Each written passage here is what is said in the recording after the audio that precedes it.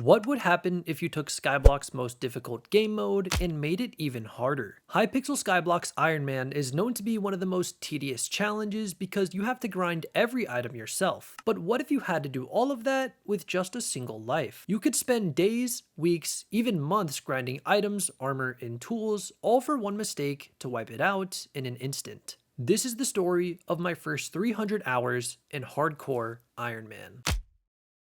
This is me grinding an insane amount of sand in Hypixel Skyblock, and today I'm setting out on my journey in Hardcore Ironman. No trading, no using the bazaar, and of course, no dying. It's a challenge to balance safety and progression because if I die even once, I have to delete this profile. This is my journey through the hardest Skyblock challenge of all time, Hardcore Ironman.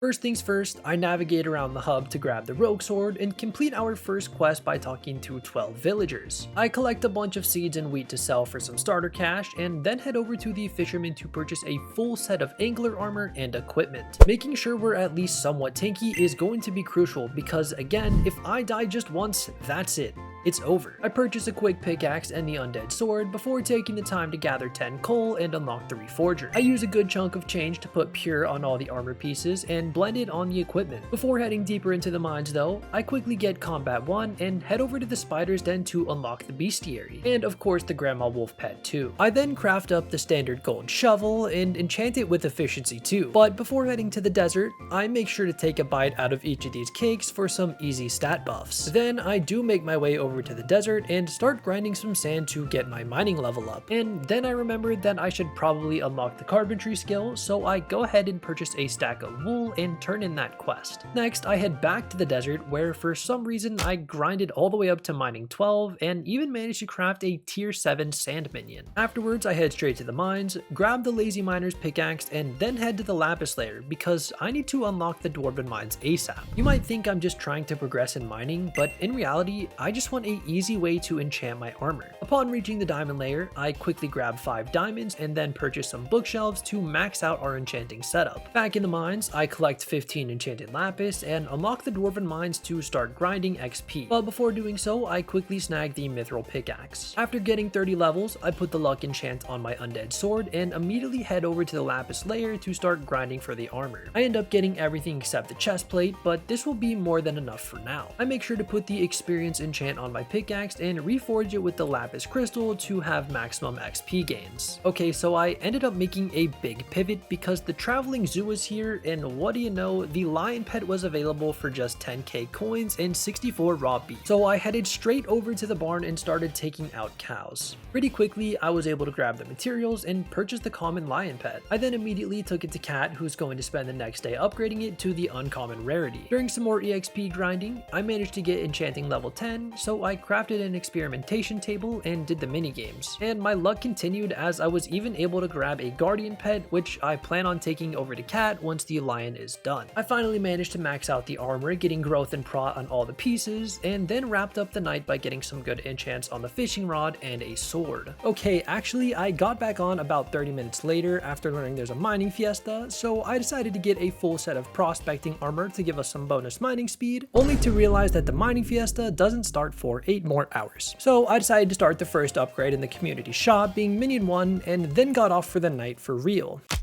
On day 2, I log in and see that there's a mining festival starting in about an hour and 20 minutes. But until then, I wanted to try my hand at some fishing. Fisherwoman Enid tasks me with catching a quick fish to complete her quest, and afterwards she tells me about a nearby fishing village. Upon arriving, it looks like I need fishing skill level 5 to progress, so I decided to fish nearby to level up my skill. And while I didn't necessarily fish up anything crazy, we did hit a pretty important milestone being Skyblock level 6. This allows all drops to be put directly into our inventory, and I am so happy to finally have this. Shortly after, I hit fishing 5 and had a chat with fisherman Gerald, who apparently dropped the engine to his ship here in this pond. Luckily, I was able to fish it up on my first try, but then I decided to actually go unlock the Hot quest since we're going to be doing a lot of mining. There was also a double powder event going on, so I went ahead and did the puzzler as well. There's so much I want to do right now, now, but I think I'm actually going to mine up some redstone here because I don't even have the accessory bag unlocked. I spent some time mining a ton of redstone, which I'll probably do even more of during the fiesta, but we did manage to get the rock pet for mining 2,500 ore. After mining some redstone, I made my way to the redstone layer in the deep caverns to turn in all of this redstone for accessory bag slots. After donating my collection, we've got a total of 12 talisman slots, so let's get collecting. At the hub, I purchased the zombie, skeleton, village affinity, mine affinity, intimidation, and scavenger talismans. With still over 15 minutes until the mining fiesta, I decided to go ahead and work on foraging because I'd love to get my hands on Melody's hair. At the hub, I craft up a gold axe and put the double bit reforge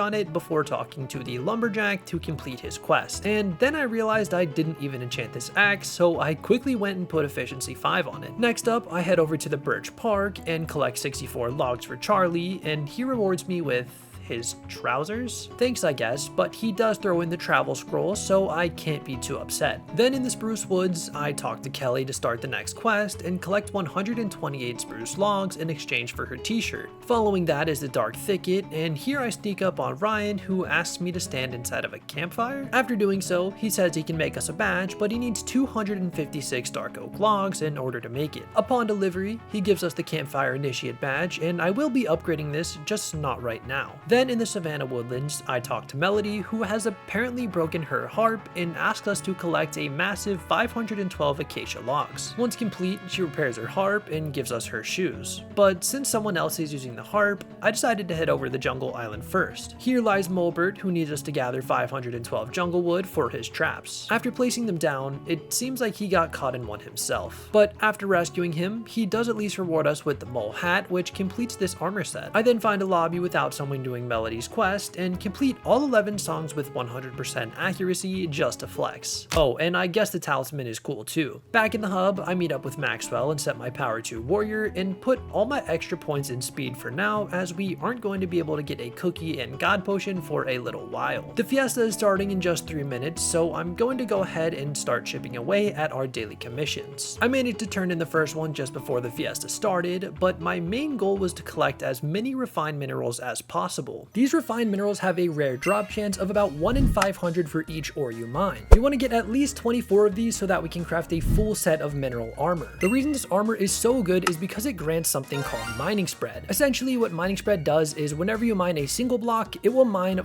4 additional blocks if you have the complete set. So it's safe to say this is going to make mining a whole lot easier. I started the fiesta by mining cobblestone, but after getting 22 enchanted cobblestone, I wasn't sure if they could drop, so I pivoted into mithril. After some time, I managed to get my first one, but they're a whole lot rarer than I thought. Luckily, there was a Gone with the Wind event active, which helped a ton with the mithril mining. And once the wind event ended, I still only had 2 refined minerals. So I decided to move over to redstone because we need a ton of it. After almost an hour of switching mining methods, I managed to drop 5 refined minerals, and after taking a look at the recipe, I saw that it required hardened diamond armor, so I immediately got to work mining diamonds. A little later, I unlocked the recipe and immediately crafted the helmet and got straight back to mithril mining. I mined for the entirety of the event and managed to drop 4 more refined minerals and the uncommon rock pet from mining 7,500 ore. Here's a quick look at my loot, which I think is pretty solid. The next mining fiesta is in 8 hours and it does start around 4 AM, but I really need this mineral armor. It's insanely lucky for me that Cole happened to be the mayor right when I started this challenge, and who knows how long it will be before he even comes back. With that in mind, we need to make some upgrades to our mining setup to collect more of those refined minerals. My 2 main goals before the next fiesta is to hit hot M2 or maybe 3 and to get a full set of mithril equipment. I also just realized that I have yet to show my death, so I went ahead and typed the /death count command to prove that I've yet to die. Next, I go ahead and craft the mineral boots and turn in 2 quests I completed during the fiesta to reach hot M2. Immediately after, there's a tasty mithril event, so I bring some to Don Espresso, and while we wait for the event to end, I went over to the forge to start making the mithril necklace, and cloak. Shortly after, we get the event rewards, which were a flow state book and a mining EXP boost, which I plan to put on a future pet. I then find Kat, who finished upgrading our lion pet to uncommon, but this time I give her my guardian pet as I want to get that thing to rare ASAP for the enchanting wisdom boost. The first upgrade only takes about an hour, so we'll be back shortly. It must be my lucky day because immediately after going back to the mines, there's another tasty mithril event. And then I realized that I wasn't as lucky as I thought because I didn't get the reward since I already participated in another server. Next up, I completed another commission and decided to grind some out until I had 2 commissions that I wasn't able to complete, being the raffle event, which isn't going on right now, and slay 50 creatures, which I'm just not prepared to do. I then finally decided to turn in the rusty engine part and arrive in the backwater buyout. Junker Joel then gives me the junk sinker, and by talking to Roddy, I can apply it to my fishing rod. This gives us a very nice plus 10 treasure chance in exchange for all the treasure being junk, but that's actually really good for us. We aren't going to start fishing just yet though, because there's another thing I want to take care of. By heading over to the Mushroom Island, we can purchase a chum bucket with some glowing mushrooms, which will slowly fill up as we take out sea creatures. We need an insane 32 full buckets for the talisman, but it's never too early to start chipping away at it. Back in the buyout, I fish with the goal of filling my first chum bucket, specifically far away from other players, as I don't want them spawning powerful sea creatures to take me out. During this time, I fished up a rusty coin and a sea witch, which I was trying to cheese with my fishing rod before another player came over and took it out. I also managed to hit raw fish collection 2, which unlocks the recipe for the fishing minion. I know I haven't touched on minions yet, and there's a reason for that. I really would like a booster cookie, which allows me to fly on my island so that I can make our area look nice. Anyways, I managed to fill up my chum bucket, and while fishing, I managed to reel in 6 rusty coins, a busted belt buckle, and drop this cool reforged stone from a dumpster diver. I then brought the chum bucket back to Moby and spent some time collecting 64 glowing mushrooms to purchase 8 more chum buckets. Then I went and talked to Kat and picked up our guardian pet, who is now uncommon, but I ended up giving it right back to her to upgrade to rare, which will take 6 more hours. Back in the mines, our first 2 pieces of mithril equipment are done, so I go ahead and start the timer for the mithril belt and gauntlet. Finally, I craft a fishing minion and replace my cobblestone minion with it because I'm too lazy to set up a new spot for him. I then collected my first community upgrade for minion 1 and immediately started the next one for minion 2. By the way, what these do is allow me to have 1 extra minion for each upgrade that I do of these. Afterwards, I decided to hop off for the night because I'd be waking up again in about 3.5 hours for the mining fiesta.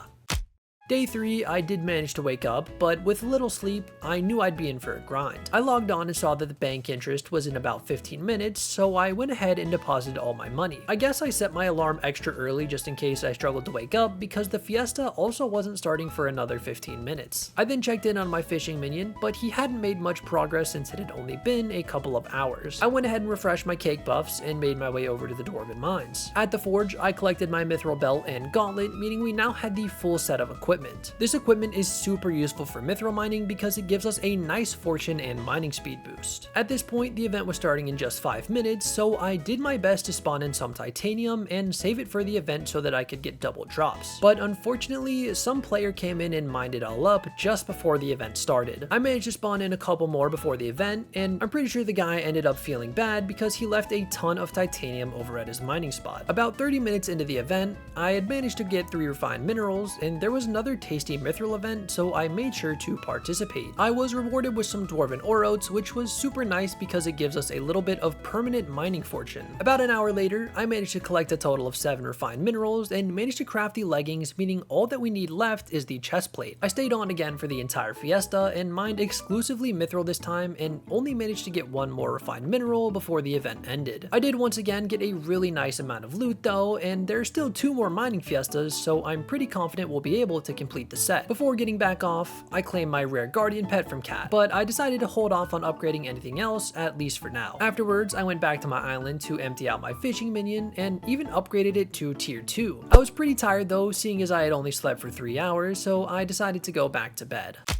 By the time I got back on, there was already another fiesta, so I immediately headed into the mines with the goal of finishing up this armor set. There was actually a raffle event going on when I joined, and while I didn't win, it did allow me to complete another commission. However, it was replaced by one that I don't think I'll be doing for a very, very long time, because the star sentries do an insane amount of damage. I decided that this time around, I'd be focusing on redstone, as the mining spread for the pieces of mineral armor that we do have are making it so easy to collect. However, every 45 seconds or so, I was having to open up my inventory and craft enchanted redstone manually. This time adds up a lot over the course of the entire fiesta, so I decided it would be worth it to grind out a personal compactor. What this item does is automatically craft whatever item you set it to, which means if we set it to enchanted redstone, we won't need to go into our inventory and craft it manually. In order to get this though, we need 3.5 stacks of enchanted cobblestone, and thanks to the mineral armor and double drops during the event, I was able to very quickly grab the required materials and craft the personal compactor. After setting it to enchanted redstone, I immediately got to grinding, and this definitely paid off because after just 45 minutes of the event, I already had 6 refined mithril. I also participated in another raffle where I again didn't win, but I did manage to get another pet EXP boost, which I decided to go ahead and give to my grandma wolf pet since she'll be accompanying me throughout this fiesta. Shortly after, we managed to drop the final refined mineral for the armor set, so I immediately crafted the chestplate to complete the set. I decided to take a break from redstone and start mining iron, which may sound weird, but there's something really cool that I'll be doing with it, which I'll reveal pretty soon. The mining spread this armor provides is so powerful that I managed to get 9 more refined minerals to craft a talisman, which gives us an additional 3 mining fortune. Oh, and I also ended up getting the rare rock pet for mining an insane 20,000 ore. I ended up doing a bit of coal and gold mining towards the end of the event, and yet again collected an impressive amount of loot. All that iron we just collected is actually going to be put to use right now. There's a lesser known armor set called the Golem armor, which has an impressive amount of defense and even gives you absorption 3 after defeating an enemy. I of course craft the helmet,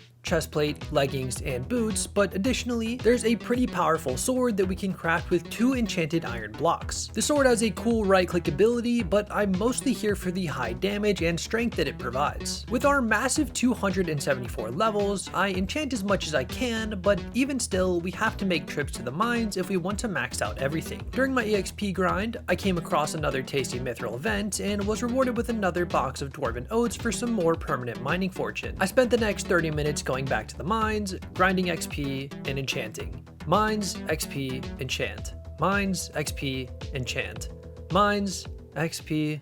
I really need a booster cookie. And with this, we have a fully maxed out Golem sword. I also went ahead and put Pure on the entire armor set along with Sharp on the sword for some extra damage. And while this armor set may look a little goofy, it will keep us very, very safe. I now feel safe enough to go fishing without the need to hide from any mobs. The fishing was going extremely well because I managed to drop a Magnet 6 book from a Rider of the Deep on my first kill, which has a humble 2% drop chance. I fished for literally 2 hours straight, but ended up stopping once the Spooky Festival was announced as I didn't want to risk fishing up anything too powerful. My rusty coin total is now up to 31, which is just 1 shy of the hermit crab pet. The Spooky Festival was starting in about 15 minutes, and while I was going to somewhat participate, I wanted to try to knock out a few more hot end quests. I took out about 50 glaciites for my first quest and actually managed to drop the leggings in the process, which is pretty cool. Right after, there was yet another tasty mithril event, so I delivered the mithril to Don Espresso and then turned in my commission. This time I actually got my first dwarven treasure, which is a super good reforge for all of the mithril equipment. I then mined 10 titanium for another commission, but then it was time for the Spooky Festival. My plan for this festival is to go somewhere where there will not be many players. I decided to go with the deep caverns, and additionally, I won't be opening any chests because I don't want the chance of spawning in something that could take me out. I initially started with redstone pigmen and then remembered that I'm still missing the lapis chestplate, so I moved up a layer to fight the lapis zombies and actually managed to get it pretty quickly.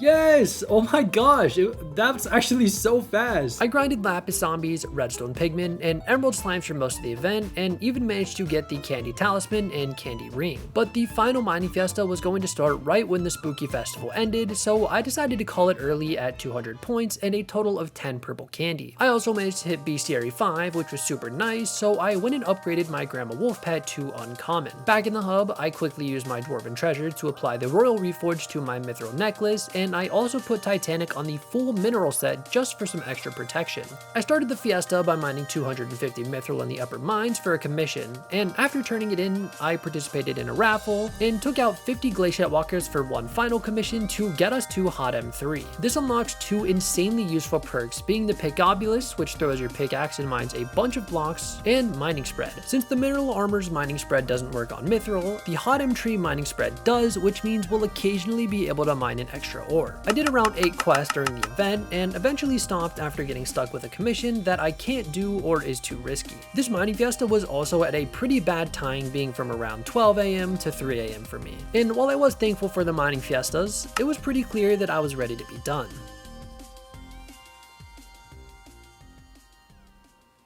It's over. It's over. Yes, it's over.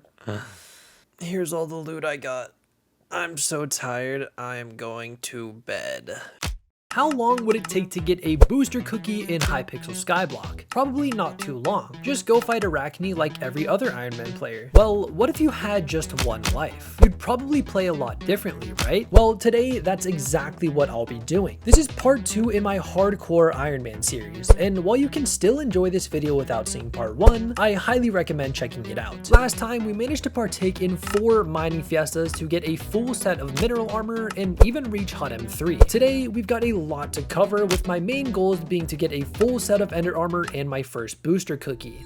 I forgot to claim the Spooky Festival rewards from the last video, so I make sure to do that before upgrading my fishing minion to tier 4. Oh, and here's proof that I still haven't died. I have 2 charges on my experimentation table, and now that we have a rare guardian pet from the last video, I go ahead and do them. After just one experiment, I managed to get it to level 40, which is pretty insane. And unfortunately, the second experiment didn't go as well, but I somehow managed to get another guardian pet. I then give Cat the lion pet to start the upgrade to rare, and head over to the mushroom island to gather 64 glowing mushrooms. I then use that to purchase 8 more chum buckets because I'm slowly working towards the chum talisman. I do now have enough prismarine shards to craft the prismarine blade, which is a lot stronger than you may think since it has a massive 200% damage boost in the water. This does unfortunately mean that I'm going to have to do the painstaking process of EXP mining and going back to my island for all 21 enchants. The Pickobulus ability did at least make this relatively fast, but the entire process still took almost 45 minutes. However, after seeing that I collected 2 refined titanium and almost a stack of enchanted mithril, I was thinking about doing something crazy. There are quite a few drills in the game, and the intended route, especially for Ironman, would be to start with something like the ruby or mithril drill. However, if you're absolutely insane, you can grind a hot M4 and immediately start working towards the titanium drill X355. This requires an insane amount of materials, and while most of them are tedious, the titanium is on a whole different level. Each refined titanium costs 16 enchanted titanium, and each enchanted titanium costs 2.5 stacks of regular titanium. This essentially means we need a total of 25,600 titanium just for the starter titanium drill. And while I did manage to get some during the mining fiesta, this still means we're only about 1/8 of the way to the drill, at least in the titanium department. Anyways, what's important is that we now have a maxed out prismarine blade, so I made my way back over to the buyout because I'm just 1 rusty coin away from unlocking the hermit crab pet. Yes, that's number 32. Let's go. There's a bunch of other stuff we need. We really need this rod. We really need this armor set. But for now, we're getting the hermit crab. Let's go, dude. I quickly then went back to the hub to purchase a fishing EXP boost for him and then got right back to it. And also, I finally talked to Hattie where I unlocked these cool fishing spots, which I'm pretty sure you can't see until you complete this quest, meaning I missed out on a lot of these. I ended up catching 8 more rusty coins over the next hour, but other than that, there was nothing too eventful. With over 20 hours put into this profile already, I think it's finally time to head to the end. Luckily, I was already able to 2-shot the Enderman, and after killing 5 of them, I purchased the Void Sword from the Lone Adventurer. This begins a whole new enchanting cycle, so I got to grinding. During my grind, there was another tasty mithril event, which rewarded us with our second dwarven treasure and another dwarven orotes. I made sure to go back to the hub and apply the reforge to my mithril cloak before getting right back to grinding. Finally, max Void Sword.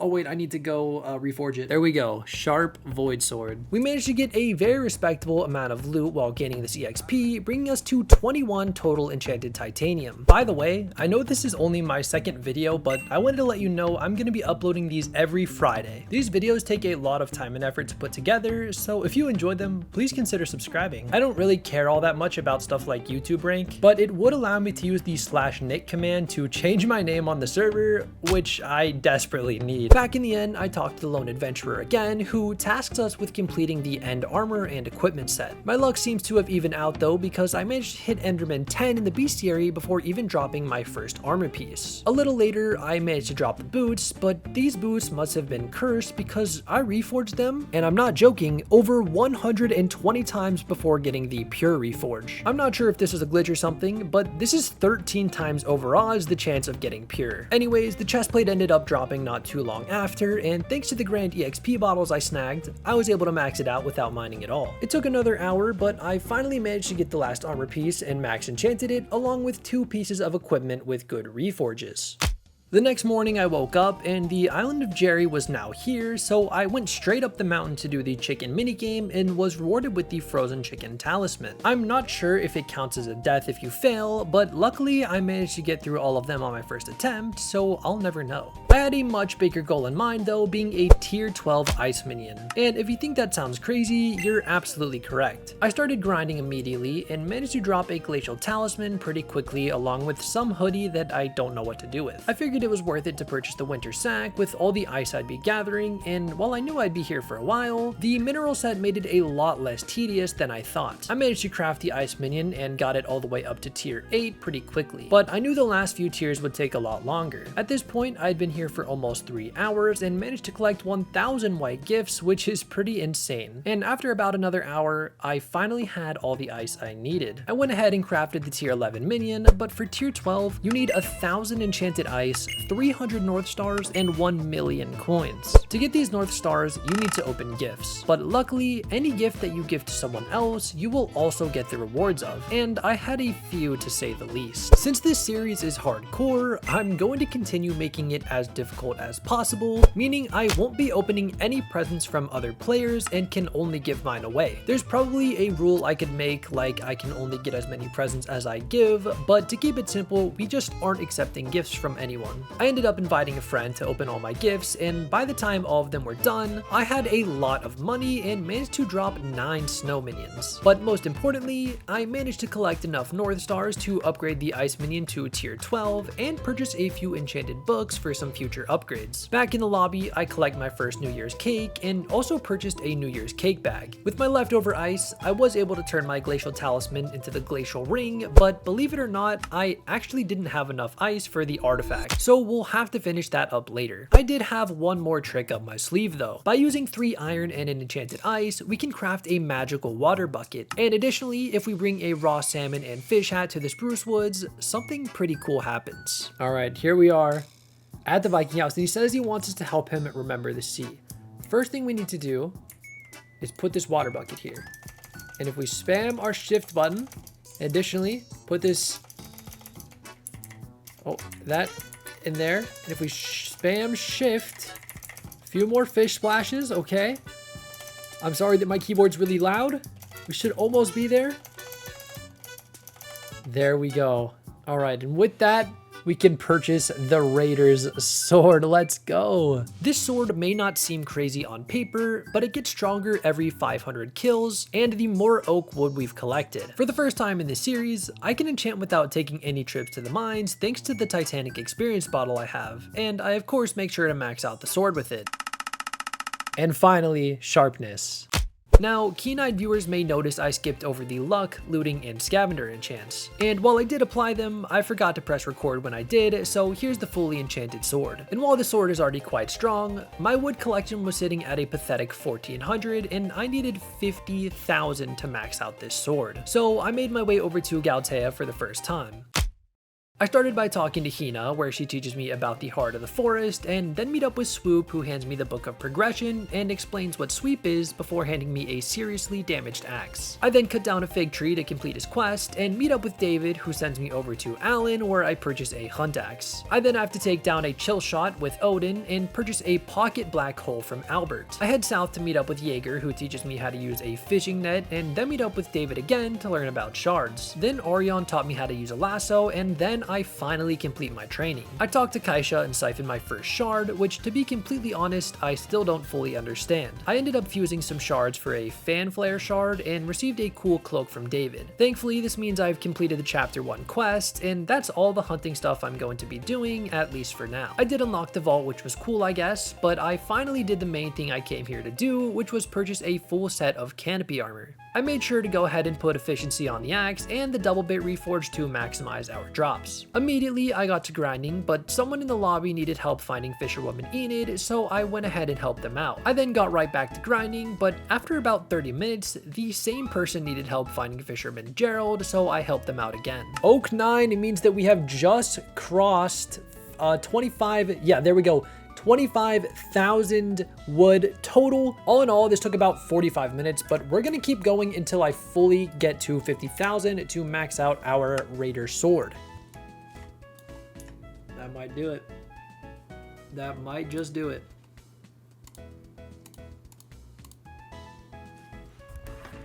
And there it is, 50,000 total Oakwood collection. Honestly, not too bad of a grind compared to some other stuff we've done, but this does not mean that we have 150 total strength on our Raider sword, which is absolutely crazy. You may think gathering all this wood was solely for the purpose of maxing out the sword, but additionally, all of this will be a huge help for crafting minion storages. I participated in another mithril event to get another dwarven ore oats and started cooking up 3 refined mithril. Even after starting those 3, I ended up doing some relaxing mining to wrap up the evening and forgot to take out the loot from the mining fiesta, so I actually have a lot more mithril and titanium than I thought. Before going to bed though, I grind chickens in the barn and then crafted and set up a tier 2 minion, as I'd really like to get enchanted eggs for some pets. I also set up a minion storage for it thanks to our wood and crafted 2 super compactors, one for the fishing minion and one for the chicken minion. The next morning I woke up and checked my chicken minion, and thanks to the loot he collected, I was able to unlock the recipe for the feather talisman. I finally went back to the end to finish up the last 2 equipment pieces, and while killing obsidian defenders, I gathered enough obsidian to craft the gravity talisman. Shortly after, I managed to complete the full ender set, which was great, and even managed to get 2 more bestiary tiers, which allowed me to upgrade my grandma wolf pet to rare. I decided to grind in the end a little while longer since I was able to one-shot the 4.5k health enderman, and after selling all the armor drops, we are now just shy of 4 million coins. I made a quick stop at the forge to collect our refined mithril and immediately started 3 more, as I want to keep the forge running as much as possible. Back in the inn, I continue to work grinding enderman and end nodes for maximum profits. After about an hour, I'd only managed to bring our total up to 5 mil, so I knew we needed to switch it up. As much as I wanted to wait for minions until after I got a booster cookie, they really can't wait any longer. I want to start farming, but first it'd be ideal to grab a rabbit pet and an agronomy sack, so I made my way over to the barn and took out as many animals as I could. And after about 15 minutes, I managed to craft a tier 2 cow minion and pig minion.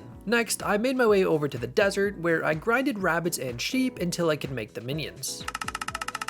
I only did tier 1 for these 2 because I couldn't be bothered to grind rabbits any longer. Back at the island, I made a small setup for each of them and was able to give them all medium storages thanks to all the wood we had. I got a little impatient and went to the garden anyways, as I needed a break from grinding mobs. While there, I delivered 25 wheat to Sam and got my first compost from the composter, which I used to purchase my first plot. I spent way too long cleaning this thing out, mostly because I don't have a booster cookie, so I wasn't able to fly around in the garden. Afterwards, I met up with Sam and we opened up a shop for visitors, and I filled my first request for some copper. I went back to the hub to grind enough seeds to paste our first plot, and with the wheat, I was able to craft a farm suit armor and a farming talisman. But I still wasn't ready to farm just yet. The personal compactor I have has been super useful thus far for auto crafting. However, when farming wheat, you get both seeds and wheat, and my personal compactor can only auto craft a singular item. This means we need to upgrade our personal compactor to the next level, but that's going to cost us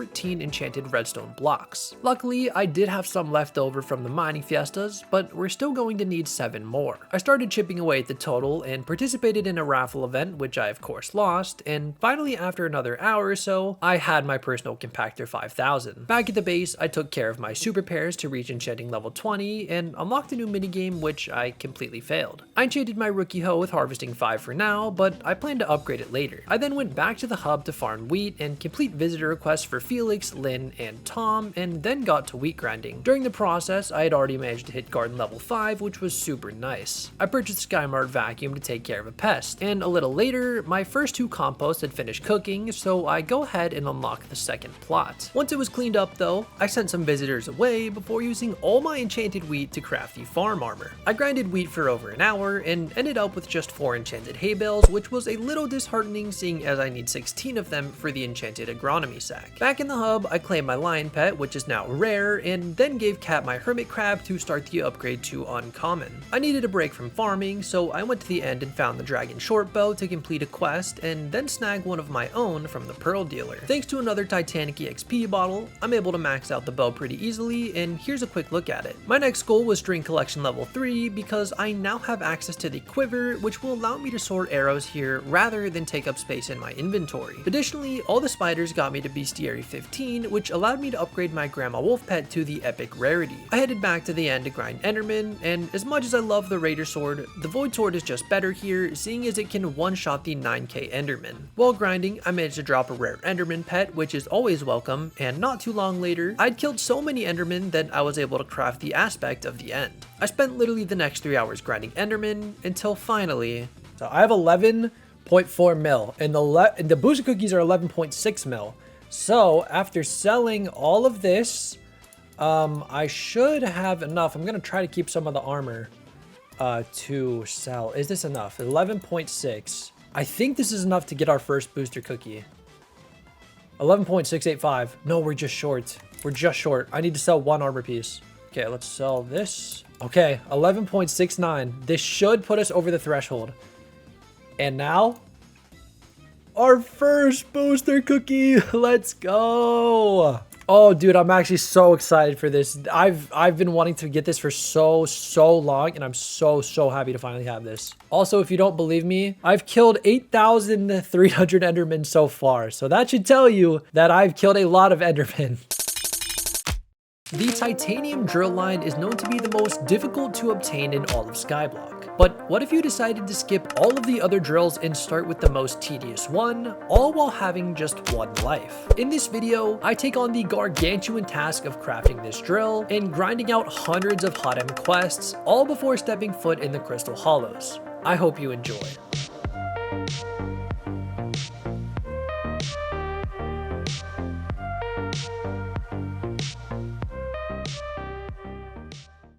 This is part 3 in my Hardcore Ironman series, and while you can still enjoy this video without checking out the previous episodes, I highly recommend checking them out. I begin the day by checking on my minions and manage to upgrade a few of them with my loot. More importantly though, I collect my chicken minion and now have the recipe unlocked for an enchanted egg. I only have enough to craft 1 though, so instead of crafting a pet, I give this one to my minion to start producing more. Back at the hub, there's a new mayor that's been elected in Diana. This is really nice for me because it allows me to purchase the Griffin pet for just 15k coins. I'll be foregoing any upgrades right now though for a few reasons. I could probably grind this thing up to at least rare relatively safely if I stock up on claws and feathers, but the common Griffin and the legendary Griffin give the same amount of magic find, which is all I care about from this pet currently. This works out well for me because 1, I don't need to grind the upgrade materials, and 2, the common Griffin pet is way easier to level up than the legendary one. However, all of that is irrelevant because we have one main goal today, and that's to obtain the Titanium Drill X355. Up until now, I've been using this very depressing Fractured Mithril Pickaxe, so let's make some upgrades. I first upgraded it to the Bandage Mithril Pickaxe, and additionally purchased the Rusty Titanium Pickaxe to increase our fortune for titanium specifically. I wanted to upgrade it immediately, but I'm missing the Bejeweled Handle, and since I skipped over Glaciite Armor thanks to the Mineral Armor from the Fiesta, I have just 1 Glaciite Jewel. Before starting the grind though, I stopped by the hub to pick up a combat boost from Zod dog because I wanted to start leveling up our new griffin pet. Oh, and I also claimed the hermit crab pet that I low-key forgot that I gave to Cat. I would upgrade it to rare, but unfortunately, I don't have enough rusty coins. I then made my way over to the mines and started grinding glaciai walkers.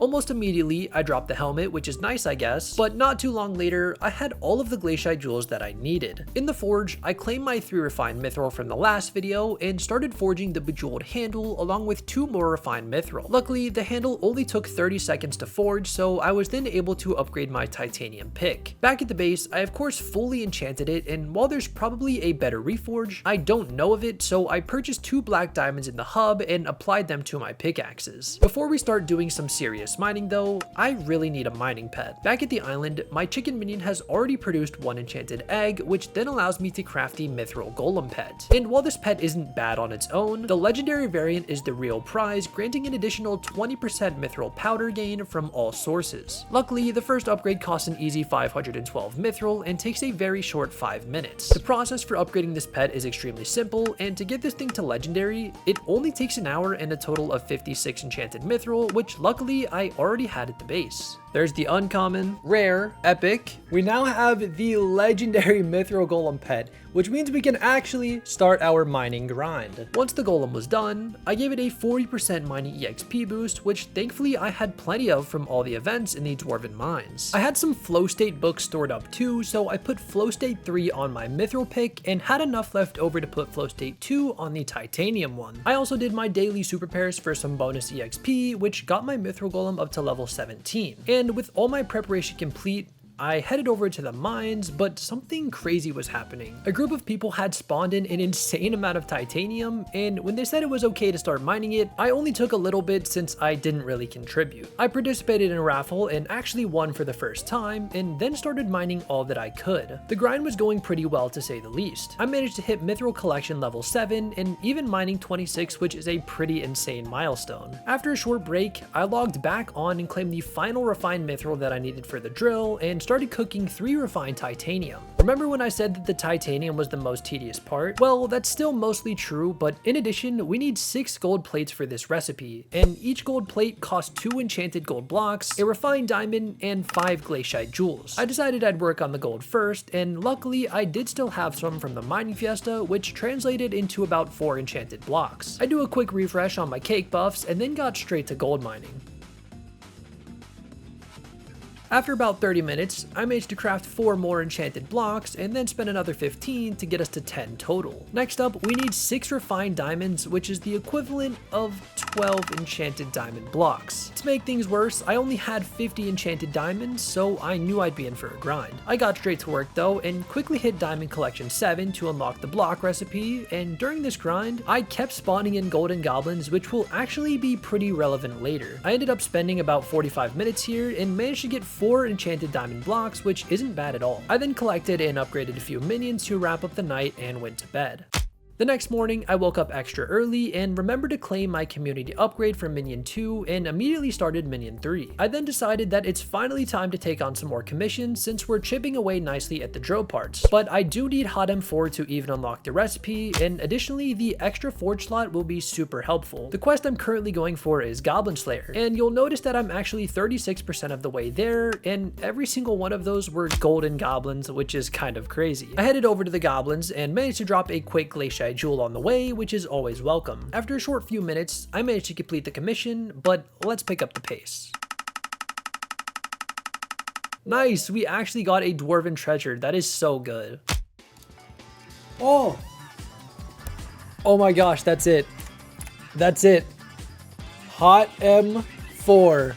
Oh my gosh, dude, that took so long. Oh, also, here's a look at all the loot we got during these comms. I then made my way over to the forge to collect my refined titanium, and then started making 2 refined diamonds and 2 more refined titanium. Oh, and thanks to Hot M4, I was actually able to unlock the perk to decrease forge time. Luckily, I had a ton of powder stored up, which allowed me to upgrade it to an 18% time reduction. Shortly after, I managed to win another raffle, which gave me the final dwarven treasure I needed to have a full set of royal mithril equipment. As nice as it is to have extra forge slots, I actually need things to forge, and I simply am lacking in items, specifically in the diamond department. I still need 8 more enchanted diamond blocks for the drill, so I got straight to mining. During this time, I had my first fan interaction, which was really crazy. The guy was super nice and told me that he enjoyed my videos, which was super awesome. Anyways, a little while later, I wrapped up my mining session with a total of 6 enchanted diamond blocks. I then took a break to edit the first part of this video, but when I got back on, I knew it was time to take on the part of the drill that I was dreading the most. In general, mining mithril and titanium is pretty safe, and you can only really die if you're fighting glaciites or get caught off guard by a goblin raid. But unfortunately, the drill engine we need costs 10 treasurite, which has a measly 1 in 200 drop chance from treasurite hoarders. This means there's a real chance of dying, but to maximize my survival chances, I decided to farm them using my dragon short bow as much as possible. In addition, the mithril golem pet is really nice here because it gives us a buff to our defense and all combat stats while on the mining islands. Oh my gosh. Wait, that first one was so fast. I haven't even killed that many. That's one down already.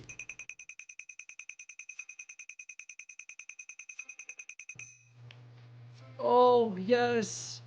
Oh my gosh, I have 21 arrows left.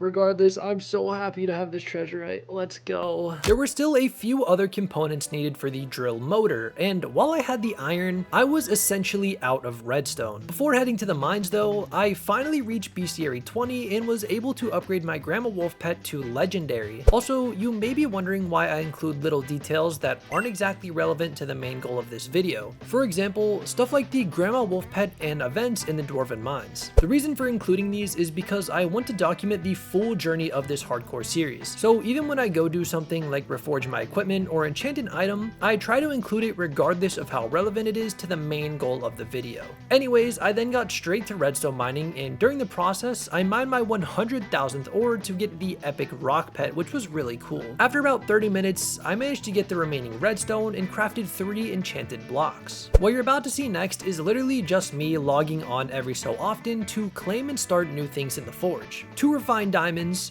2 refined titanium, 2 more refined titanium, and 2 more refined diamonds. The next time I logged on, I was able to start a refined diamond and the fuel tank, and now I'm out of stuff to forge. We still need a few more diamond blocks and 25 glaciite jewels, so let's get to grinding. I managed to get 18 of them after just an hour, and later that night, got back to work to grind out the final 2. Oh yes, there's number 20! And I was then thankfully able to start 4 golden plates before bed. The next morning, I got on and checked everything I had, and the final materials I needed to complete the drill are 4 enchanted gold blocks, 4 glaciite jewels, 4 enchanted diamond blocks, and 1 more refined titanium. So I got straight to it. And there we go. Our 4 enchanted golden blocks. We are done with gold blocks for the titanium drill. After getting the gold, I went ahead and refreshed my cake buffs and started mining diamonds, which took a little bit to find a lobby without someone already mining. During the process, I ended up losing another raffle, but finally... And there is our 4 enchanted diamond blocks. Yes, we're so close. Next up, I tackled the titanium, which took almost a full hour. And finally, I killed some glaciites to get the final fuel jewels that I needed. With all the drill materials done, I went back home to craft an enchanted iron block, and then went back to the forge to claim my 4 gold plates and start cooking the refined titanium, a drill motor, and 2 refined diamonds. But while browsing the recipes in here, I made an awful realization. The titanium drill X355 requires hot M5, and I am nowhere near that. Wait, no, please don't tell me I have to edit all 150 quests into a... Commission milestone tier 3. We get an extra commission slot. We are officially just over halfway.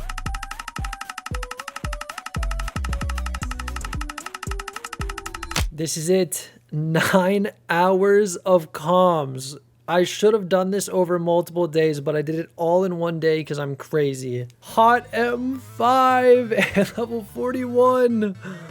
Oh my gosh, that was so tedious. By the way, we got an insane amount of loot. We got all of this random stuff, and way too much glaciate armor. Before calling it a night, I collected my titanium and 2 refined diamonds and started cooking the final gold plates for the drill. So assuming I did everything correctly, I should be able to get the drill in the morning. This should be all the materials here in my inventory. This should be everything we need. Oh my gosh. The titanium drill X355. It'll be done in just under 3 hours. I cannot wait. I can't believe it. It's here. The titanium drill X355 is done. All that's left to do is fully enchant it and then test it out. All right, let's see how fast it is compared to the mithril pick. So this is the mithril pick. Not too bad. This is what I've been using for the past like days. And now the titanium drill. Okay. Is that underwhelming? No, this is good. This is good. This is definitely good. Yeah, this was worth it. This was definitely worth it. Well, next time we're definitely going to be applying some upgrades to this thing. How long would it take you to craft 10 minions? Probably not long at all. But what about 50 or even 100, and all while having just 1 life? Well, that's exactly what I'm going to be doing today, because this is Hardcore Ironman, meaning if I die just once, that's it. I have to delete my profile. This is episode 4 of this Hardcore Ironman series, and while you can enjoy this video without having seen the previous parts, I highly recommend checking them out. The first minion that we're going to tackle is the coal minion, but before we do that, I stopped by the hub to purchase a wooden pickaxe. Oh, and by the way, I still haven't used my booster cookie from 2 episodes ago, so let's go ahead and pop that. This is a huge moment. I've been saving this for after I get the drill, and I'm so excited to finally use it. We can start earning bits. I need a god pot. I then make my way over to the dwarven mines and reset my hot M tree, as I don't really need the forge anymore, at least for now. This is the tree I'm going with because it gives us a lot of chances for lucky things to happen. Today, my Sky Mall perk is a 10 times chance at golden and diamond goblins. I immediately got to grinding coal. And while I didn't end up spawning any goblins, I was pretty quickly able to get coal minion 1, 2, 3, 4, and 5. I stopped by the hub to purchase another wooden pickaxe and then got to iron mining. Nice, we can now craft Iron Minion 1, 2, 3, 4, and 5. And then I went back to the hub to get another wooden pickaxe, mined gold, and crafted the first 5 tiers of the gold minion. Whoa. This challenge is way too easy. You're just crafting easy minions to tier 5 so you can put 100 in your video title. Well, yeah, but I just spent 60 hours getting the titanium drill. Okay, well, let's at least get some variety. I quickly take care of my experimentation table and then head over to the desert. 1, 2, 3. Unfortunately, I need enchanted cactus green for the next minion tier, so I only take this one to tier 3. I then head over to the barn for the melon and pumpkin minions.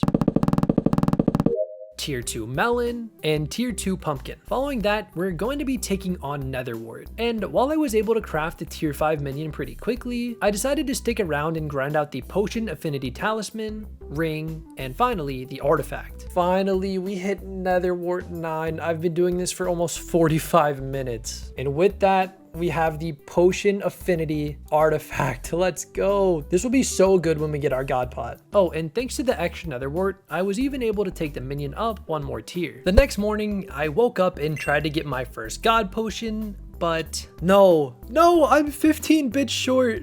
No, I'm gonna have to come back. Okay, I'll be back when I have enough bits. While I waited for the bits, I went over to the end with the goal of crafting the Enderman minion. Thanks to the pearls, I was able to craft Enderman minion 1, 2, 3, 4, and 5. I finally have enough bits to purchase the god potion. Boom, there it is. We now own it. Oh my gosh. You do not know how important this is to me. This profile is now 11 days old, by the way, and we are just now getting our first ever god pot. So I'm so excited. I'm gonna go ahead and pop it. Oh my gosh, I'm so fast. Yes, let's go. Next up, I made my way over to the graveyard, but I have more in mind here than just the minion. I managed to craft zombie minions 1 and 2, but additionally, I dropped enough poisonous potatoes to craft the vaccine talisman. Since we're close by, I made my way over to the spider island and something pretty cool happened. Oh my gosh. Is that rare? I feel like this is rare. We just dropped the epic tarantula pet. What the heck? I know these are like super common from Arachne, but I can't do Arachne yet because I don't want to die. Dude, and I'm farming spiders over here because I don't want to be farming them where people are spawning like strong bosses and stuff because I don't want to get one shot, so I'm farming them here. Dude, wait, I'm gonna equip that right now. I mean, I might as well start leveling it up since I'm fighting spiders anyways.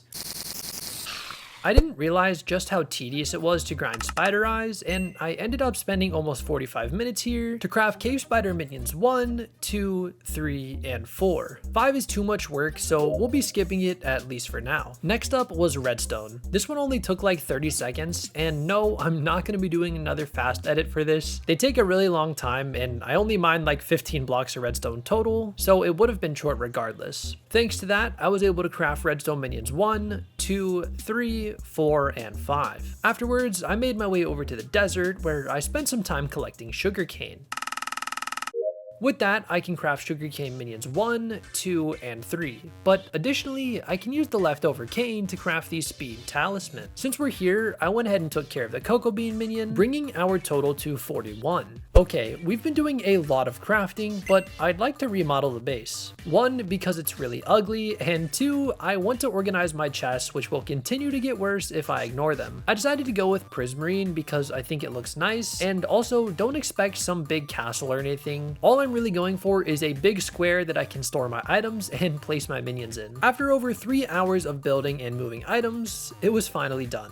Alright, here is the fully done base. So what I've done is I have a spot for 32 minions. We're not going to have 32 minions for a very long time, but I do have a spot for each of them when we do. Additionally, I've gone ahead and organized like all of the loot. So like as you can see here, we've got like our diamonds, gold, iron, and I've organized it in a way so where I can do like the iron, enchanted iron, and then blocks of enchanted.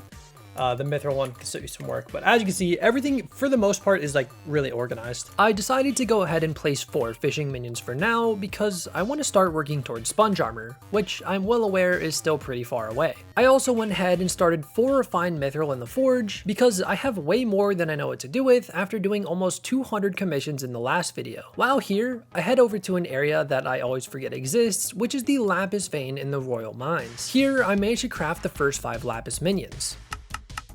But additionally, I decided to do something very tedious. Shocker, I know. The experience artifact increases all EXP gains from orbs by 25%, but I'm more interested in the fact that this is an epic talisman, and I'd like to get as many as possible to start powering up.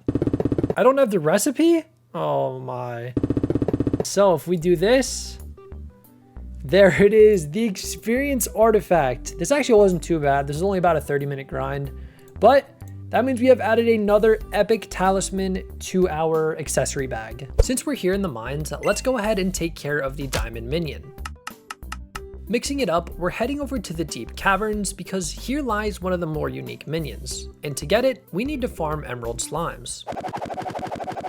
These guys do not drop very much slime, so even after grinding here for a while, I only managed to craft tiers 1, 2, and 3 of the slime minion. Back in the hub, we can easily grind for wheat minion 5, which admittedly we could have done in the garden. However, this still only took like 5 minutes, so I didn't mind doing it here. Then at the barn, we can grind out some potatoes and some carrots. Next up, we are back at the spider's den taking down some mobs that I've probably never bothered to grind on any profile before. Gravel skeletons. With all of these bones, some of which may or may not have been purchased from the adventurer, I managed to craft skeleton minions 1, 2, 3, 4, and 5. Okay, I know we kind of flew through these recent minions, but we have something a lot bigger coming up. Back in the mines, I head over to the emerald veins with the goal of crafting the minion. 1, 2, 3, 4, 5, and Emerald Minion 6 brings us to 89 total minions. Of course, I'm saving something a bit bigger for the end, but let's do something extremely tedious first, because what kind of video would this be if I didn't? Let's grind out the Emerald Armor set Oh no. All right, this is our first enchanted emerald block. This thing alone took about 15 minutes, and I'm grinding out 24 of them. Okay, our drill has actually run out of fuel for the first time. And also, I really like this mod because it tells me of my flow state streak. And we mined 4,450 blocks so far. We are at 7 enchanted emeralds, which is pretty good. I'm saving for 8. I want to craft the chest plate first, get the hardest piece out of the way. But I don't know how to refuel my drill, so I'm going to go over to the forge and do some research and figure that out. Oh, I need biofuel. I need to go buy this from my garden, don't I? All right, I'm back with some biofuel. So if I do this, put a biofuel. Nice, our drill is back to full. Okay, that was incredibly simple. Okay, I've actually picked up the pace quite a bit thanks to flow state. And this only took about an hour. So we should be able to finish the rest in like another hour or two, which is not bad considering this emerald, this is hard to get, yeah. So quick update, we have 213,000 emerald collection. But for the full set bonus, we need over 1 million, which I don't know if, we'll see where I'm at when I'm done. I don't know if I have it in me to grind out 1 million emeralds, but we will see. Update, we have officially made it to the leggings. And additionally, we are a little over 400,000 emerald collection. We might be able to do the mill. I really don't know if I'm gonna do it, but I need to finish the armor and then see where we're at. Okay, we now have enough for the helmet, meaning all we need are the boots. All right, we finally have the last armor piece. The emerald armor boots are finally here, meaning we have the full set, but we could also grind out the emerald blade. All right, so this is, I don't know, I will do some testing. I don't know if this is going to be a good enough weapon to be worth using. I do have 5 mil in my purse, which is not bad. But let's go ahead and craft this just so that we can say we have it. The emerald blade, I will max all of this and enchant it soon, but there's a few other things I want to do. So now that we have that, we also have enough emeralds to craft the emerald ring, which is another talisman, which I'm super down to go ahead and craft. Honestly, our talisman bag is still looking underwhelming, but it's getting better. Okay. Our emerald collection is about 2/3 of what it needs to be. We need 1,050,000 is the exact number to max out the buff on the emerald armor. Okay, the thing is, I'm not going to craft this armor and not max it out. I feel like I just straight up have to max it. So we will grind out another 400 something thousand emeralds. So let's get back to it. All right, as you can see, we are at 1.049 mil. So if we mine just a few more emeralds here, we will be officially have maxed out the emerald collection here. So let me take a quick peek. Surely that's enough. Oh my gosh. 1.5 mil to max the buff of the full set bonus tank on the emerald armor, which is huge because I want to be as tanky as possible. This took 4 hours. Please subscribe. Oh yeah, let me max it out real quick. So you might think something like that is finale worthy in itself, and to be honest, it kind of is. But we're going to be taking our little cobblestone minion from the very beginning all the way from tier 1 to tier 12 for these last 11 minion crafts. This grind wasn't nearly as bad as I thought, and initially I was planning on getting every mining minion to tier 12 for this video, but unfortunately the hardstone minion exists. So while I still will make a video getting every mining minion to tier 12 in the future, it won't be until we power up a bit more. And with that, I now have the tier 11 minion, all 16 plus stacks of enchanted cobblestone, and over 2 million coins to finally purchase the tier 12 cobblestone minion. And with that, we've officially crafted 100 minions. Oh my gosh. Yup. That's me killing Enderman for a mere 1 in 170,000 chance to get this rare pet. Why? Well, aside from the fact that I'm crazy, this pet has an insane perk which increases the chance of getting special zealots. And if you have no idea what I'm talking about, stick around and you'll find out soon enough. Oh, by the way, this is part 5 of my Hardcore Ironman series, and while you can still enjoy this video without having seen the previous parts, I highly recommend checking them out. I begin my grind by farming wood. Well, you see, I need more minion storages. In the last episode, we crafted 100 minions and these guys really could use some storage upgrades. So I spent about 20 minutes farming to craft a tier 9 wood minion, which will be passively farming wood while we work towards this legendary Enderman pet. Also, I was recommended by some people in the comments to purchase a remnant of the eye here, which I didn't know you could do. I thought you could only get them by using summoning eyes. Hopefully we never even use this item, but what it does is save you when you're close to death, but it only works here in the end. Oh my gosh, we just got our first epic Enderman. The legendary would have been insane to get here, but I'll take it. So if we take all of this armor, we can actually donate it to this altar, which will give us dragon essence. With this essence, we can purchase cool upgrades, but the main one that I'm focused on right now is Zealot. This also gives us an additional chance to spawn in special zealots, which will stack up nicely with the legendary Enderman pet. The next morning, I started out, well, of course, by farming Enderman. But there are a few important optimizations we need to make, and the most tedious thing we need to get our hands on is apples.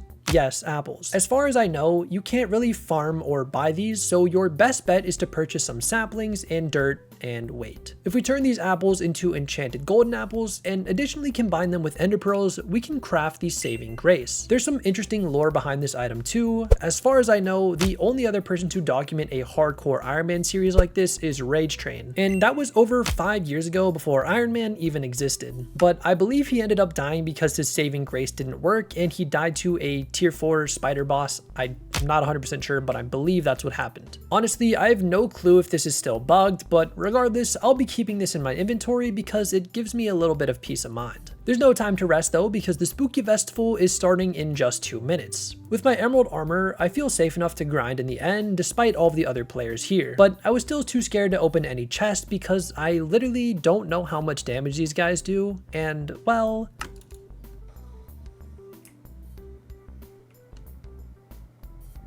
wow. The one chest I accidentally opened and I get a Bat Person talisman. Okay, nice. I collected a healthy amount of purple candy during this festival and used it to upgrade my candy ring to the candy artifact, adding another epic talisman to our collection. Now that I could finally relax for a minute, I decided it would be worth grinding out the mythic endermite pet, which is a lot easier to get than you may expect. The reason this pet is so nice is because it gives you an increased chance at rolling extra items in the draconic altar, and with how much ender armor I'm going to be sacrificing, this is definitely worth getting. We can craft the mixed mite gel. Almost all this mite gel I got during the Spooky Fest, which is pretty nice.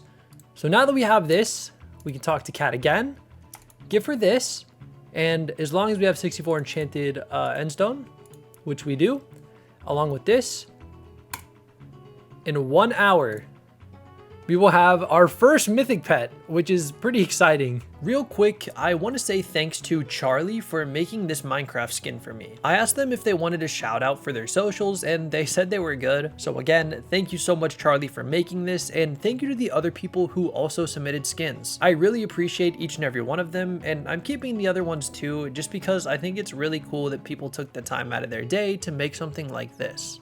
Most importantly though, Kat now has our mythic endermite pet, and this is huge. If you see the perk right here, Sacrificer, it increases the odds of rolling for bonus items in the draconic altar by 0.1%. Obviously that number will go way up, and I'm actually going to equip this and go do some experimentation table stuff right now to try to level this thing up. Nice. Just like that, our enderman pet is already up to level 25, meaning we have an additional 2.5% chance from the Sacrificer perk in the altar, which might not sound too crazy, but keep in mind we're going to be doing literally probably over 1,000 of those. So yeah. Now that we have this pet, I've been stockpiling a ton of ender gear, which I've been waiting to salvage until we have the mythic pet. So let's go take care of that.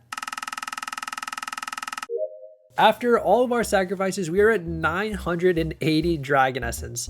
I'm going for 2,000 because I have enough summoning eyes to do at least one dragon, but the increased chance at Superior Dragon would be super awesome. I know that's not the main goal of this video, but it would be super ideal to get this. Oh my gosh, 2,035 essence. This took so long. But I am now going to purchase Dragon Piper 1. Boom. We now have a plus 10% chance to spawn a Superior Dragon if I place a Summoning Eye. And as you can see, I have 8. I have 8 Summoning Eyes here. And I'm actually going to use all of them now. I don't think there's any more optimizations I can make before summoning any dragons. So we're going to summon 2 dragons, and hopefully at least one of them will be a superior. So yeah, I'll be back when that happens. All right, here we go. What is our first dragon going to be? This is actually really exciting. If it's superior, I will freak. Young. I'm okay with young. I'm super okay with young. As long as I hit it at least once. I did hit it at least once. All right. Let's see what we got. Oh my gosh. AOTD. AOTD.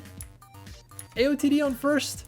AOTD on first drag. Second drag. Superior would go crazy. Wise. I'm okay with Wise. I'm super okay with Wise. Okay, Boots is a little bit unfortunate, but I will take it. I will take Boots over nothing, as well as our first Wise Dragon. So we have Wise Dragon Boots, and we have the AOTD. It is so sick that we have the AOTD. That is so awesome. By the way, the traveling zoo ended up happening around this point, so I decided to go ahead and purchase the elephant pet because I knew it would be useful down the line. A little bit later, I was able to do a few more dragons, and the loot from these guys have continued to be great. Chest plate, that's so good. Oh my gosh. By the way, throughout this entire process, whenever people do dragons, I make sure to get at least one hidden so I can pick up a few frags. That might sound pretty insignificant, but trust me, with the sheer amount of dirty leeching that I will be doing, these will add up quite quickly. Okay, I forgot to press record, but we just summoned an old dragon. I need one of these eventually. So this is fine. This is an old dragon, which I'm not crazy about, but we do have enough to do one more drag. So I'm going to find a lobby and hopefully do one more. Oh, we actually got the chest. Yes. Oh my gosh. Let's freaking go. We've gotten really lucky with our dragons, I'd say. Like, extremely lucky, actually. After grinding a few more Endermen, I had finally collected enough Dragon Essence to purchase the upgrade for Zelluck 3. I grinded a few more Endermen, but before I knew it, I was heading down to Florida for a fall break trip. I won't touch on this too much as it's not the main point of this video, but my family and I went to the new Epic Universe Park in Orlando, which was honestly super fun. I was at the park most of the day and usually didn't make it back to the hotel until around 8 p.m. In the evenings, I made sure to get on to grind some Endermen and leech a lot of dragons, and even got up early some mornings for a little bit of extra playtime and to collect the New Year's cake, as I'm trying my best not to miss any of them. Fast forward to the final day of my trip, I had ridden all the rides that I wanted to, which was pretty much all of them, but the How to Train Your Dragon area was particularly cool to me because I was hoping to be able to train a dragon of my own. I even ended up buying a Toothless plush, which hopefully will give us a little bit of extra luck when searching for the dragon pet. So while I didn't manage to drop the legendary Enderman pet on the trip, the day I got back would be one to remember. The first thing I did after arriving back home was purchase a booster cookie because I hadn't had one active during my trip. And as soon as I had accumulated enough bits, I also went ahead and purchased another god potion. All right, I believe this is the final one that will get us to 6,250. And if you look, we are at Zelluck 2, and it says we need 6,250 for Zelluck 5. So I can go ahead and purchase Zelluck 3 for 1,250, Zelluck 4 for 2,000, and Zelluck 5 for 3,000.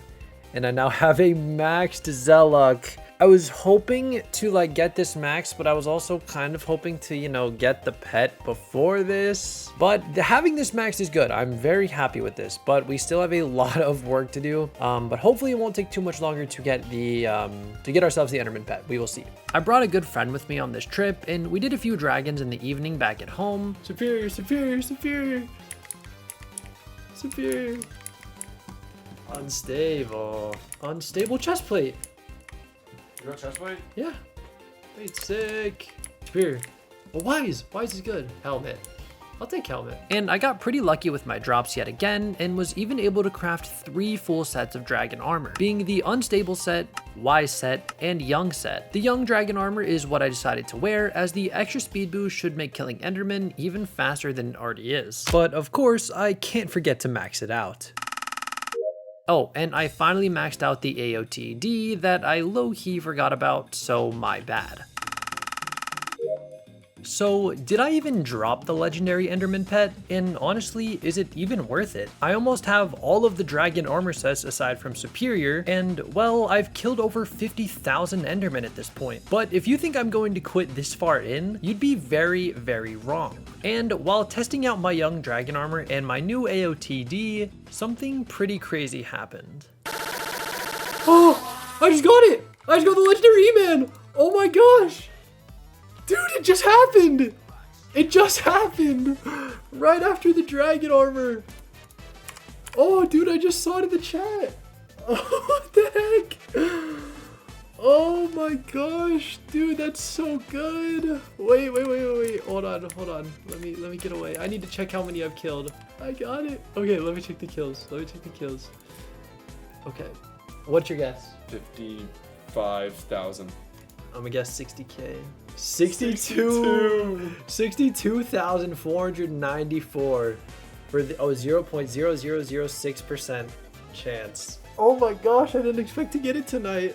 Show hours. Show hours. Oh yeah. Playtime.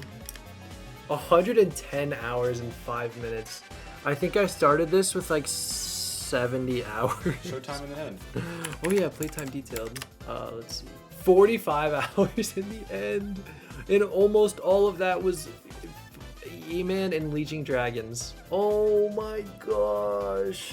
So if we go to my pets, I have about almost exactly 2 full pages of rares, but additionally, I have a full chest of epic Enderman pets as well. Of rare Enderman pets as well. I'll put the number on screen of how many it is. I'm not counting it all right now, but oh my gosh. First things first, there's a mining fiesta event, which I joined a little bit late since I slept through my alarm. But I was still able to mine for the last hour or so, and I went to the nucleus for the first time and was going to try to get enough glossy minerals to upgrade my mineral armor set. But I quickly realized that that just was not going to happen. So after getting just a singular glossy mineral, I spent the rest of the fiesta mining gold and diamonds in the mines of Devon. A little while later, I noticed a new event starting called the Great Spook, which is really interesting and has a lot of solid loot that we can collect. The funny thing about the Great Spook is that the mayor is currently Jerry, so each time you hit a mob, you're spawning a primal fear, and then that spawns a Jerry, and it's just really funny to see these events overlap. It's quite tedious, but I'm going to try to get the full Great Spook armor set. The first pieces are relatively easy, requiring me to hit zombies with a sweet axe to get some sweet flesh, which I can then turn in for the boots. Following that, I need to purchase a wither bow and complete some archery training to get ice arrows, and then shoot bats on a roofed forest area on my island. And yes, my aim is correct. With the decayed bats obtained, I turned them in for the chest plate. Next up was easy, just requiring me to purchase a pumpkin from the builder and wear it while submerged to change it into an appalled pumpkin, which I then exchanged for the helmet. But the leggings are where it gets really difficult. You need 20 enchanted poisonous potatoes for this armor piece, and there's not an easy way to get them. And before you type that comment, no, farming potatoes does not give you a chance to get a poisonous potato. The only real way to do this is by killing zombies in the graveyard until you drop 3,200 of them. Luckily, we have 20 in real life days for the event, so I decided to grind out my first stack of them for now. Yes, that was 64. Oh, let's go. I then made my way over to the end because I clearly haven't spent enough time, and I'm collecting 100 summoning eyes with the goal of summoning a lot of dragons to maybe get the pet. And if you think that's crazy, yes, I agree. However, my counter argument is that I will need to get this pet eventually, so why not get it sooner rather than later? The next day, there was yet another mining fiesta, and I planned on mining mithril and titanium the entire time. I also took the mining EXP boost off of my mithril golem as it's basically level 100, and I gave it a titanium minecart to boost my titanium fortune. I mined for the entirety of the fiesta this time and just barely managed to collect a stack of refined minerals before the fiesta ended. With this, I can upgrade my mithril set to titanium, which is a very good equipment set, especially in the dwarven mines. I also went ahead and claimed a long overdue Minion 3 upgrade from the community shop, which was done a while ago and I had just forgotten about it. The next day, my titanium equipment was finally done, and I went ahead and started some more refined diamonds because I'd love to upgrade the fuel tank on my drill. Also, I could really use some sacks. At over 100 hours into the game, the only one I have is the winter sack, so let's go ahead and craft both the fishing sack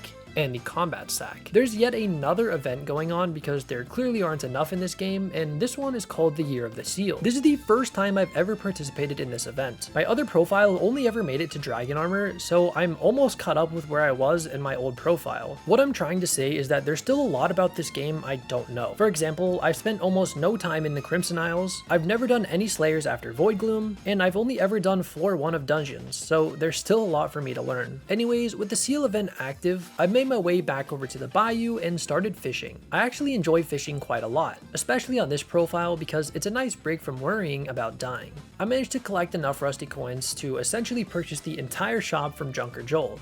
Yes, that's my 16th rusty coin, meaning I can finally purchase this full armor set. So, I need the angler gear. I don't have that. All right, now I am back. 60 rusty coins, an extra set of angler gear so we can purchase the backwater helmet, the backwater chest plate, backwater leggings, and finally, the backwater boots. Let's go. Let me go ahead and max it out too.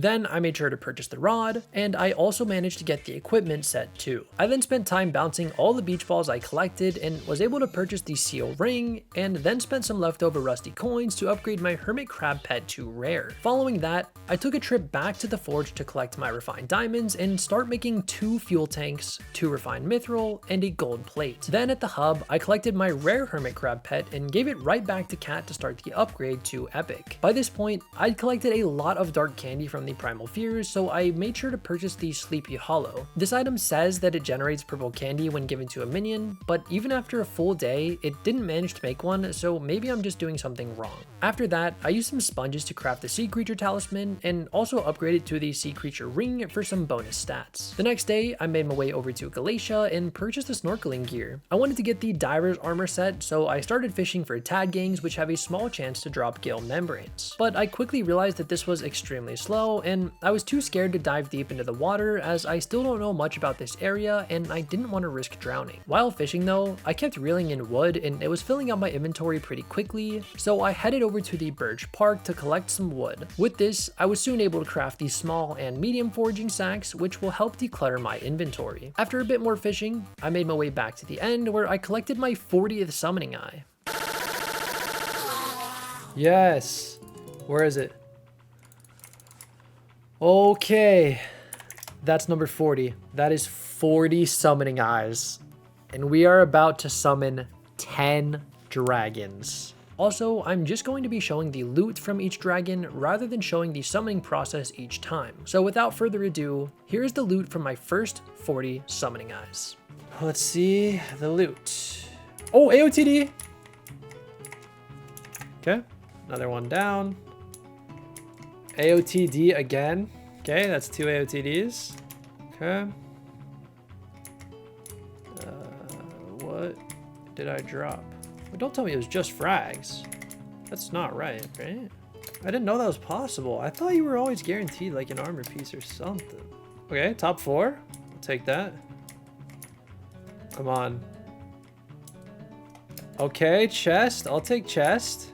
Another AOTD. Oh my gosh. It's all AOTDs. What the heck? All AOTDs. Claw. I guess claw's fine. All right, dude, another AOTD. Okay, 6 of our 9 dragons have been in AOTD. Is that boots I saw? Oh no, it's not. Dude, of course it's an AOTD. 7 out of 10 AOTDs. Let's go sacrifice all these freaking AOTDs. Oh, a horn. I think I need this for something, right? I sacrificed all 7 AOTDs and managed to get some superior frags, but unfortunately, I'm still nowhere near the frags I need for the full set. Back in the hub, I collect my now epic hermit crab and went back over to the forge to collect my loot. I was gonna head back to grind zealots after this, but the game had other plans for me. Alright, this is a big moment because I now have 10 refined mithril, my 5 fuel canisters, and 5 refined diamonds to finally start the mithril infused tank. This is really exciting. Okay, change of plans. As you see in the chat, it's a new day, and I just got 5x titanium drop. We are mining titanium the whole day. How I rule titanium, by the way, I will never ask anyone to mine titanium for me. But if I come across an area and there's just titanium laying around, that I am allowing. I don't see a problem with that. But like I said, I will never, like, that I will not steal titanium from anyone, nor will I ask someone to like help me get titanium. Again, play how you want. I personally think that's not an enjoyable way for me to play. I want to be able to get it all myself. Like, I'm not allowing carries. None of that is going to be allowed throughout any of this series. So just like for slayers and all that, one, I don't enjoy getting carried. I don't think that's fun for me personally. But additionally, say someone like offered to carry me and then they like trolled me and then like teleported my boss away and then he came back and one-shot me or something. That would be like really tragic and really unfortunate. So I ended up mining titanium for the entire in-game day and managed to collect almost a full stack of enchanted titanium, which is pretty insane. But now it was time to go back to the main goal of this video, zealot grinding. Over the next few days, I managed to collect another 40 eyes, and it was time to do yet another set of dragons. I did a bit of research, and it seems like the best way to get the pet specifically is to do 8-eyed dragons. And since I pretty much have all of the dragon armor sets aside from superior, I decided to do some 8-eyed dragons myself. Is that chest? I'm never too mad at chest. Okay, chest. I'll take chest. Okay, low-key might do an 8-eye. 1, because I can't find freaking anybody to do this with. And 2, I'm mainly going for the pet. So maybe this is actually not that bad of a play. Here we go, 8-eye drag. Yeah, AOTD, I expected an AOTD with 8 eyes placed. That's not very surprising. Claw, no. Claw's okay. It's not quite what I wanted. Oh, leggings. Okay. That's fine. I needed another break from zealot grinding, so I did a bit of fishing and ended up fishing up some more rusty coins for something pretty cool. Yes! Oh, that's so good. Okay, that's my 30-second rusty coin. Sorry, I was sending a text. And I can actually purchase the junk talisman, which is going to be really useful when fishing. But additionally, I definitely have 4 busted belt buckles, but let me make sure. No, this is definitely worth. So now we have the junk ring, which is really good. And I don't have the old leather boot. If I did, I would get this. I guess we could start working towards that. And additionally, I was on with the speedy line. We need a lot of belt buckles. I don't really need too many rusty coins anymore. Actually, I guess I can use treasure bait. Keep getting like extra rusty coins. I guess I do eventually want to save up for like the treasure hook or like the gold. Yeah, I'm going to need a lot more of these actually. But first things first, why don't we go ahead and equip our junk ring. That is another talisman. So now we have plus another 5 treasure chance here, which is really, really good. So yeah, I'll keep fishing. I'm actually really enjoying fishing. It's a really nice break from grinding zealots. I've been doing almost nothing but zealots the past few days. So, and it's additionally, it's the seal thing, which is really good. I'm actually going to go use some of these beachy bouncy balls in a second here. Let's actually go do that right now. I did some more fishing and bounced some more beach balls and finally had collected enough chum buckets for the talisman. I can finally purchase the chumming talisman for a fishing speed and a fishing wisdom. We've been adding a lot of fishing talismans. This is huge. Also, Foxy had just been elected mayor and there was one singular fishing festival, so I felt strong enough to actively participate in this one. But I did this one far away from other people as I didn't want to reel in anything too strong that may take me out. The festival went pretty well for my first time and I managed to craft the raggedy shark tooth necklace and even upgraded it to the dull shark tooth necklace. Later, because I clearly hadn't done enough fishing, I spent some more time in the bayou and reached 100 sea creature kills to get the uncommon dolphin pet. And I then later dropped a leather boot to upgrade my junker ring to the junker artifact. After using a few more beach balls, I had finally collected 256 fishy treats and used them to upgrade my seal talisman to the seal ring. But there's also one final item I want to get, so I need to collect more beach balls before the event ends. I then did a tiny bit of spooky fishing before the event, and I did manage to reel in a couple werewolves, which was pretty cool. I then used my candy to purchase a full set of spooky armor for increased candy chances and made sure to max enchanted too.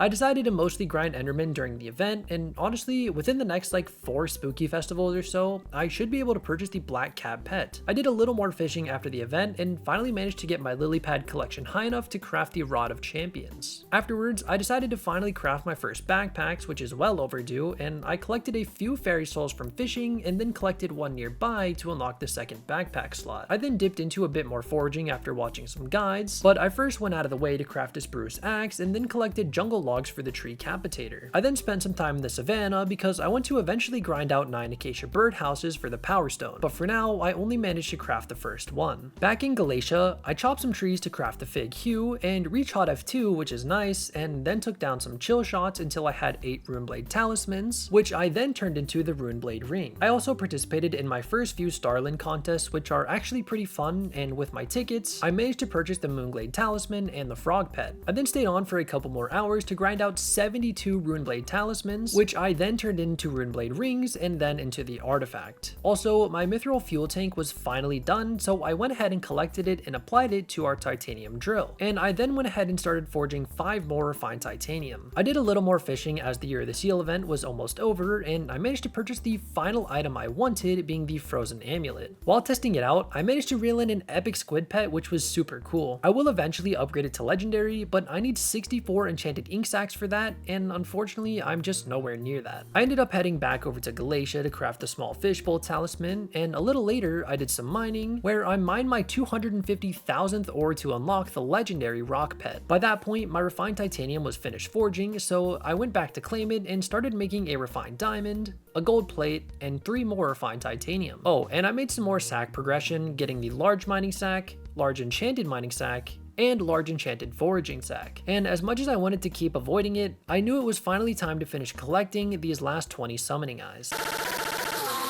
Yes! Okay, that's eye number 20.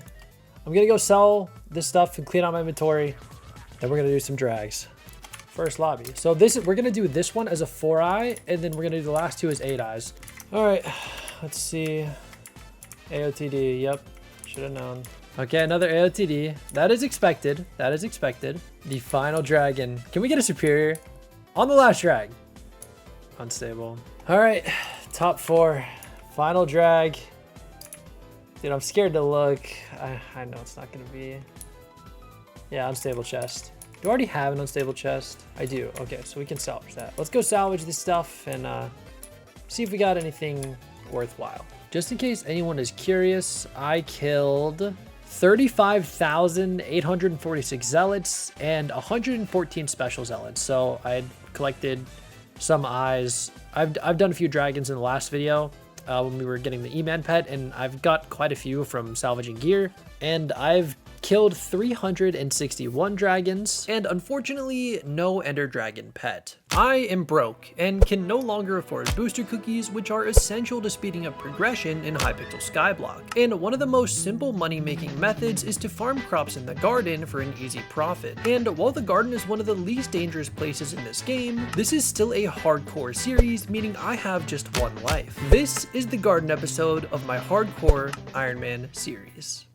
My first goal is to craft the rabbit pet so I can level up my farming skill more easily. However, I don't have enough raw rabbit, so I crafted an enchanted lava bucket to boost the production of our minion. I then gave it to Cat to start the upgrade to uncommon, and when that was done, I also started the upgrade to rare. With this pet, it was time to start farming some wheat, and I even managed to turn in a visitor request to Jerry, and then started farming melons because I want to get my hands on melon armor ASAP. I then remembered to purchase a farming EXP boost from Zog to level up our rabbit pet even faster. I then got straight back to melon farming, and after some time, I'd collected enough melons to finally craft my first piece of melon armor, being the boots. Also, yes, I do know about the rancher's boots, but I'm choosing to go with the melon armor for now, just to mix it up. Afterwards, I checked to see if I have any important visitors, and collected my first flowering bouquet, which will obviously be used on the Lotus equipment. A little while later, I had yet another visit from Jerry, and after completing his quest, I finally had enough copper to purchase my first piece of the Lotus equipment. With my shiny new Lotus bracelet, I took it back to the lobby and applied the blooming reforge with our flowering bouquet. The melon boots took about 45 minutes to get, so I decided to speed up the process by exchanging some of my pests for a boost in farming fortune. During this 30-minute boost, I managed to craft 34 enchanted melons, which was super nice. I took a quick break from farming and planned on doing some spooky fishing, but after checking my fishing level, I realized it was high enough to start reeling in the Phantom Fisher, which is definitely too strong for me, so I decided to stop. For the entire spooky festival, I decided to farm Enderman, and farming the lower health Enderman around 6k and 4k HP was pretty easy, as most people only wanted to fight the stronger ones. Thanks to this strategy, I managed to get top 1000 in the spooky festival, which granted me some pretty cool rewards. Alright, we got a really good amount of candy. This was over 300, only because I was opening chests during the spooky festival.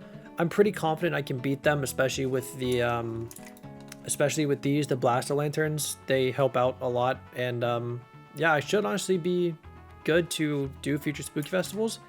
And hopefully, like with all of this combined with what I currently have, there are 4 spooky festivals because it's almost Halloween, so I should be able to get the black cat pet, which is honestly really exciting.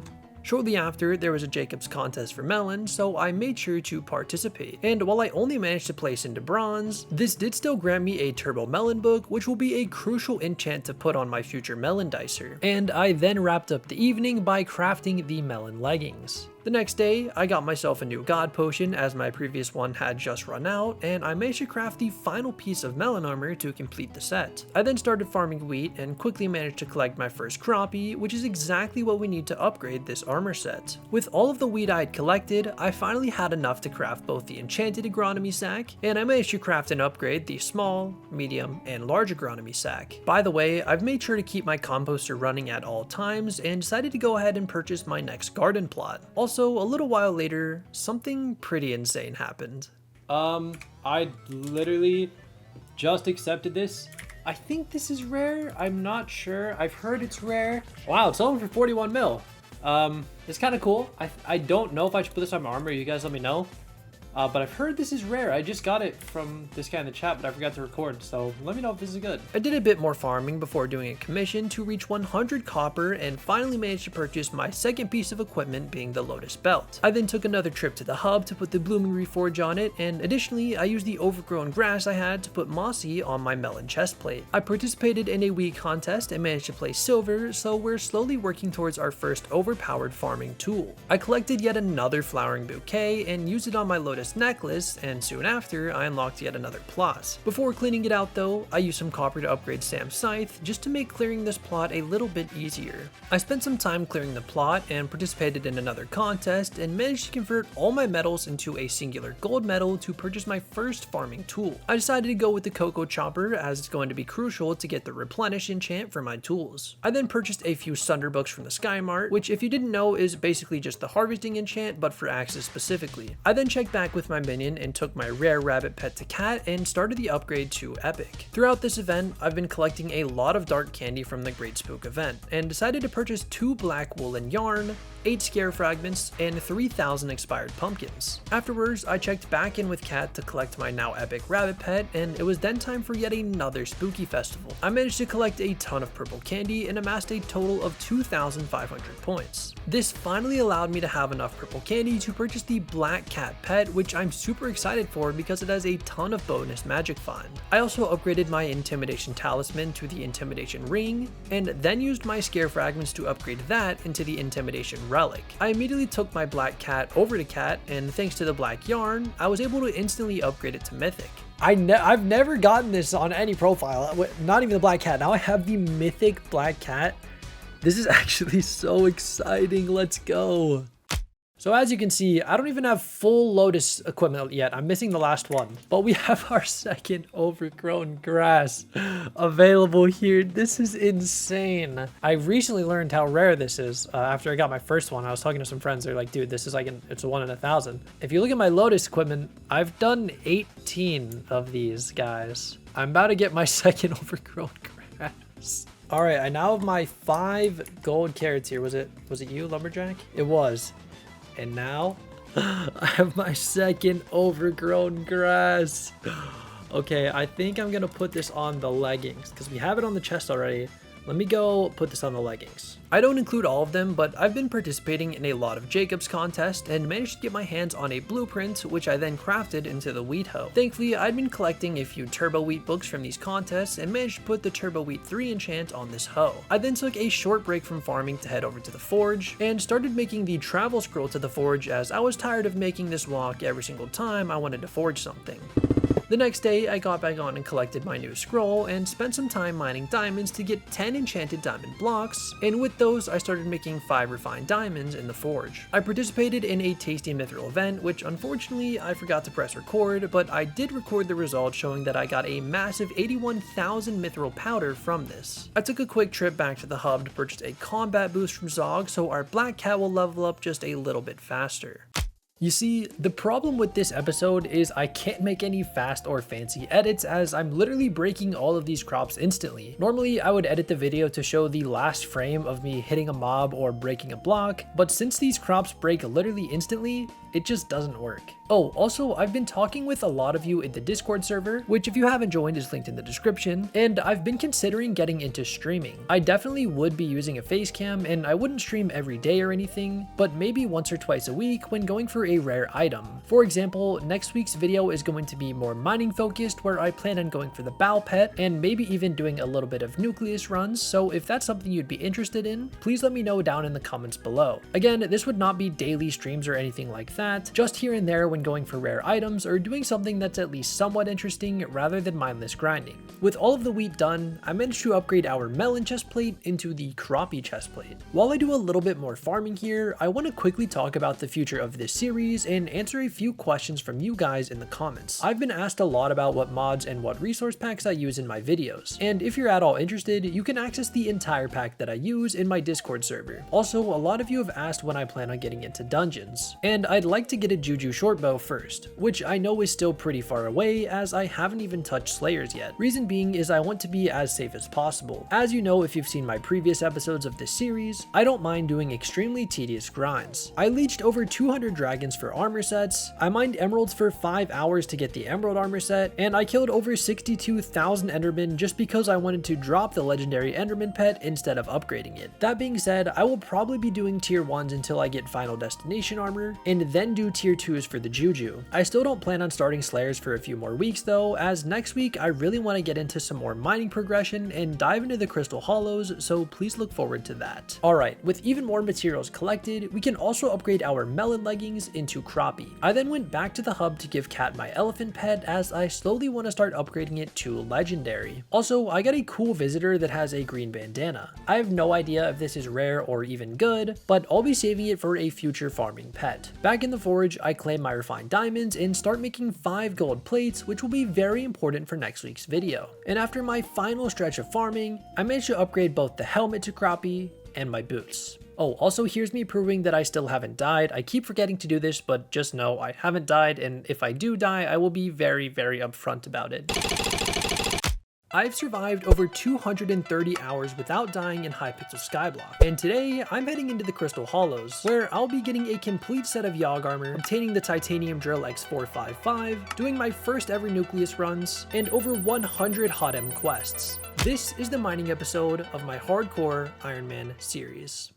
I begin the day by collecting my gold plates from the last episode because today, along with many other goals, I plan on upgrading my titanium drill to the X455. For this, I'm going to need 5 mithril plates, which requires an enchanted iron block, 5 refined mithril, a refined titanium, and of course a gold plate. I take a quick trip over to the iron vein to collect the iron blocks, and then start forging 3 refined mithril and 2 refined titanium. Unfortunately, I'm now completely out of mithril and I'm going to need a lot more for this drill upgrade, so I spent a good hour grinding out as much mithril as I could. Then there happened to be a mithril gourmand event, so I collected as much tasty mithril as I could and made just shy of 100k powder thanks to this. Also, there was a new event going on called the Year of the Pig, which I know almost nothing about. In the shop, I made sure to purchase a shiny orb and then purchased the Dante ring, which completes my 4th row of talismans. Shortly after, I headed back to the mines, but almost immediately there was yet another mithril gourmand event, and this time I managed to break my previous record, amassing over 112,000 mithril powder. Back in the mines, I spent some time getting diamonds and managed to collect enough to craft 20 enchanted diamond blocks, which is all the diamonds we need to make the 10 refined diamonds for the X455. I then made sure to purchase a booster cookie for the first time in a while because I actually have a lot of time to record over these next few days. I plan on heading into the Crystal Hollow soon, so I went ahead and crafted the small gemstone sack. I have one main goal right now, and that's to get my hands on the jungle pickaxe. The jungle pickaxe is really good because it allows us to get a ton of sludge, but in order to get it, we need to farm our first 200 sludge by killing sludges in the jungle until I have enough to purchase the pickaxe.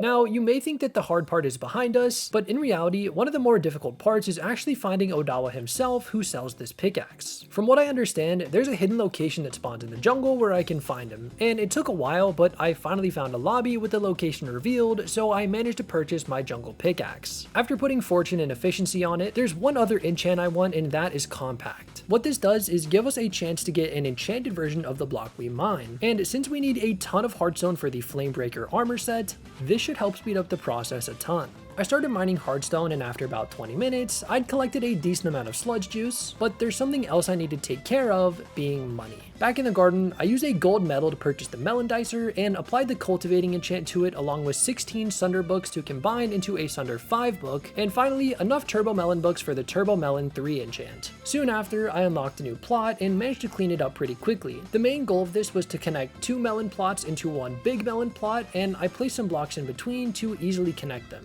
After a bit of farming, I'd collected about a stack of enchanted melons, but I'm not going to sell them just yet. Then at the forge, I collected my materials and started making 5 refined diamonds. I then got back to hardstone mining and actually managed to collect all of the hardstone we needed for the Flamebreaker set pretty quickly. I believe this is enough to craft the full set of Flamebreaker armor. So let's go ahead and craft the helmet, the chest plate, the leggings, and finally the Flamebreaker boots to complete the full set of Flamebreaker armor. Oh, and as always, let's go ahead and fully enchant it. Okay, quick change of plans. I recently learned that they reworked heat from the last time I played this game, and it looks like there's a specific armor set that grants immunity to heat. It's super cheap, but we do need the minor armor set, which is dropped from minor skeletons and zombies all the way back in the diamond layer of the deep caverns. Wow, I actually don't believe it. We dropped all 4 pieces without duping up. This never happens. This might be the probably one of the first times this happened in this series. But anyways, if you take a look, all we need for this heat set is to surround it with normal hardstone, not even enchanted, just normal hardstone. And this, one of the set bonus is grants full immunity to heat, which as far as I know is the only armor set that does this. So let me go get some hardstone and craft this up. All right, and with that, we have crafted the full set of heat armor. So it's time for another enchanting montage. All right, and there we go, a fully enchanted set of heat armor. This is going to be huge because I'm going to go for the bow pet here pretty soon, and hopefully it doesn't take too long for us to get it.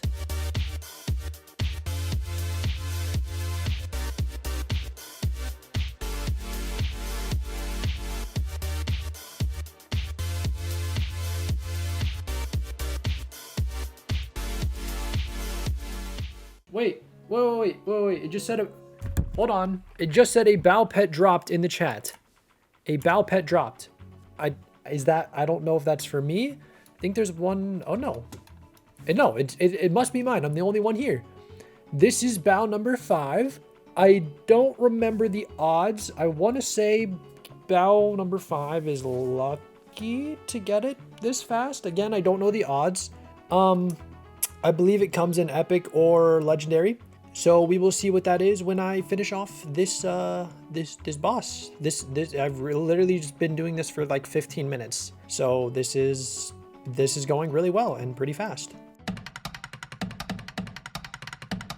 Okay, there he goes. Oh! It's legendary! Oh my gosh! I don't have to upgrade it. Oh, let's go! Legendary Bow Pet on my 5th. Wait, did I get the bestiary? No, the bestiary didn't go up. But if you look here, I've killed 6 bows. 6 bows killed. And we have the legendary Bow Pet. I feel like that's actually kind of lucky. Oh my gosh, I can't believe I got this, dude. Level 1 legendary bow. Okay, we got 42 Yagis, so I'm probably gonna need to farm a few more of these, but I'm gonna take a break for now and probably call it a night here. Tomorrow we'll get back on, hopefully get enough Yagis to upgrade the Flamebreaker set and also hopefully not die real quick. So yeah, I will be back. I then headed back to the hub and purchased a stack of shiny orbs to see if I could get any good loot. I did end up getting one Farming for Dummies book, but that's pretty much it. And as always, I'm now thinking of doing something extremely tedious because, well, of course I am. And that goal starts here in the Dwarven Mines. Over the course of all the mining I've done, I've amassed a total of 709 gold essence, which I used to upgrade my Scathe chance by 4%. And while I don't know if I'll actually be able to get the Scathe pet in this video, I sure was going to give it my best shot. So I made my way back over to the hollows and started mining, and I only ended up spawning about 9 of them before calling it a night. The next morning I got on and claimed my refined diamonds and started 5 more. Afterwards, I decided it was worth leveling up my Heart of the Mountain as I'd really like to unlock the Great Explorer perk. So... Alright, and this quest right here will put us at 1/3 of the way. This took a very long time just to get 1/3 of the way to tier 6. We're gonna take a small break for now because I want to finally upgrade the Flamebreaker armor into Yogg armor. So I'm gonna go grind out some more Yoggs, maybe fight a couple bows, and I'll be back when we can upgrade the armor set. Okay, as much as I would have liked to get the entire set upgraded here, I very quickly got tired of farming both Yoggs and Bal, but I did at least manage to collect 80 Yoggies, which allowed me to upgrade both the chest plate and leggings. Alright, back to commissions. A second ago, we hit commission milestone tier 4, which is awesome because we actually get the travel scroll to the Dwarven Mines. This is so exciting. Let's go.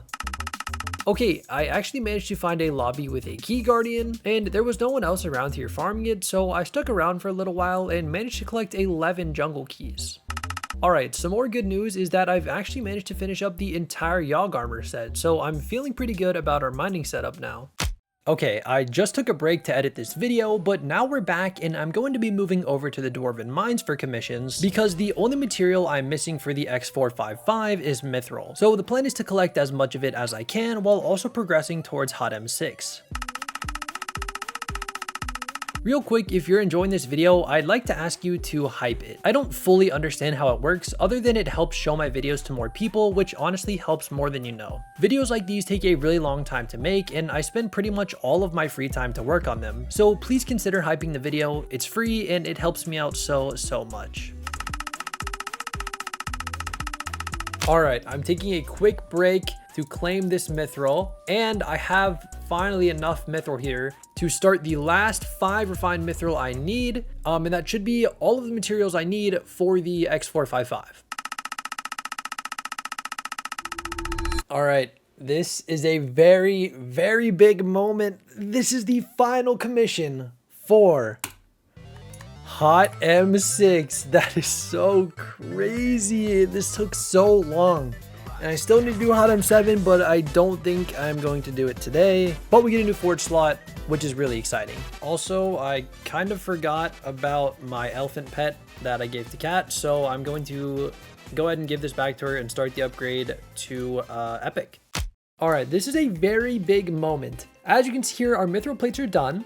So if we collect all 5 of these, I now have all of the materials here to craft the titanium drill DRX455, which is insane. So without further ado, let's head over to tools and start crafting the upgrade to our titanium drill. Wait, and it's only a 30-second upgrade. It's literally done.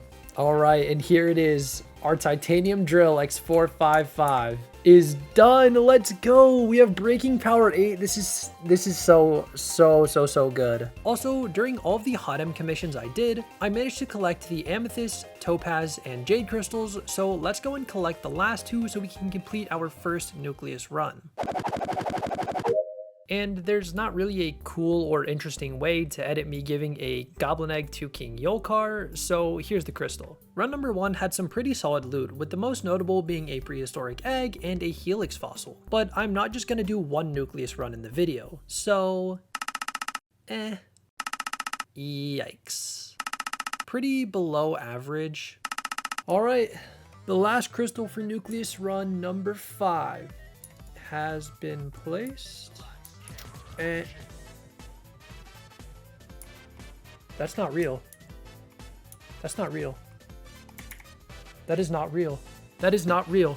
That is not real. That is not real. I did not just get that. I did not just get the. I did not just get that. I didn't. I did not. I didn't. I did not just get that. Oh my gosh. I don't even. I just got it. That's my 5th nucleus run. That is my 5th nucleus run. That is my 5th. No. No. No. No, no, no way. So it's been about 20 minutes and I've taken some time to collect my thoughts. I'm honestly still pretty freaked out and never in a million years did I expect to drop an alloy before having the 655 ready. So it's safe to say we'll be focusing a lot more on mining progression going forwards. In order to even upgrade our drill, we're going to need plasma. And for plasma, we need mastiff armor. And for mastiff armor, we need to do slayers. So yeah, next week's video will be mainly slayer focused, so please look forward to that.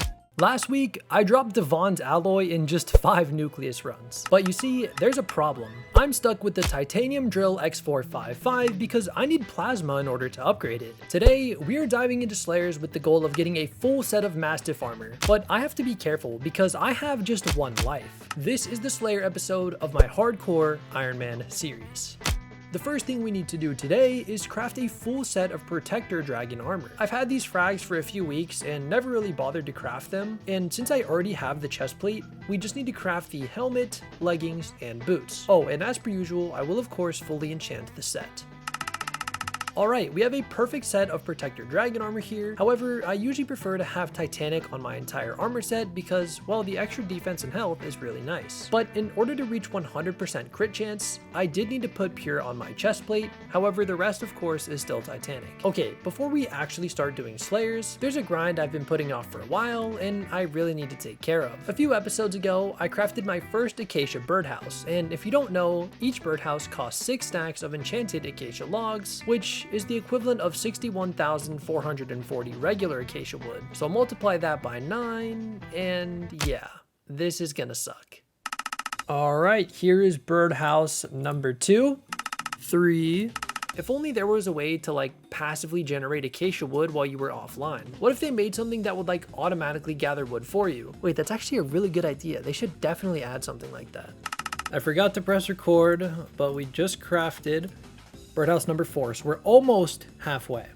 Alright, this is a little bit unfortunate, but I just realized that the tree capitator axe has an additional 100 foraging fortune here in the park, so I definitely should have been using this instead of the fake hue. Okay, yes, 1929, that is enough. I'm going to craft all of these into acacia birdhouses. That is 7, we need 2 more. So if I grab the last of my acacia wood here, we can craft number 8 and number 9. We have 9 acacia birdhouses. I will not lie, this is probably one of the most tedious grinds yet, because at least when you're mining and stuff, you can just like stand still and wait for this to respawn. For me, I was doing constant loops around here for, wow, it was 4 hours. That is actually a lot longer than I thought. But let's go turn these in. All right, I actually don't remember how, oh, this. And we have now unlocked Forceful. 38 crit damage. Oh wait, actually, let me go back to, we were on Warrior. Let's see the power difference. So I go to Warrior. All right, we are going to test it with my Protector Dragon armor, my Aspect of the Dragons, and my Ender Gear. We'll just keep the pet as Black Cat for now. So with this, we're doing about 21k, 21.5, 21.7, 20. So between 20 and 21k damage. So let's go swap to Forceful. All right, previously we were doing about 20k. 22, 22, 21, 24. Okay, the 24 was nice there. So it's definitely stronger, but it's just not crazy noticeable, I guess. The next morning, I got back on to collect my forge materials and start 5 refined titanium and the ammonite pet from the helix fossil that I got in the last episode. Additionally, I've decided to purchase 2 cat flowers to speed up the upgrade on my elephant pet because there's a new pet that I actually want to use before jumping into our first slayer. Even after the cat flowers, there's still a couple of hours before it's done, so in the meantime, I'd like to ask you to consider subscribing to the channel. It's free and you can always change your mind later. While we wait, I'm gonna spend some time mining diamonds to start chipping away at some of the materials for the titanium drill X555. I managed to collect about 1,500 diamonds and then decided to do some commissions to work towards Hot M6. Okay, once the commissions were done, I made my way back to the hub to collect my now epic elephant and then craft a brand new pet that I plan on using here very soon, the zombie pet. This pet literally takes 2 minutes to upgrade from common to legendary, so I was pretty much able to instantly collect it. With that, I can head over to Maddox for the first time in this over 200-hour-old profile and start my very first Slayer quest. I then decided to start Zombie Slayer with the goal of reaching level 4, so...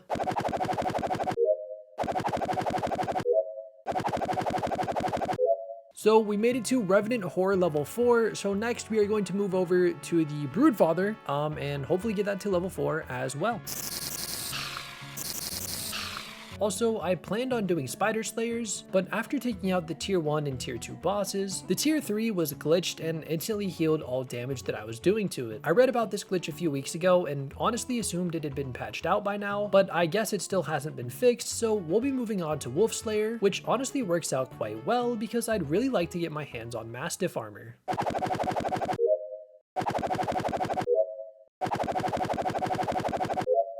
Also, I took down a ton of tier 3s, and these fast edits take a very long time to make, so here's a short montage of all the bosses that we managed to take out.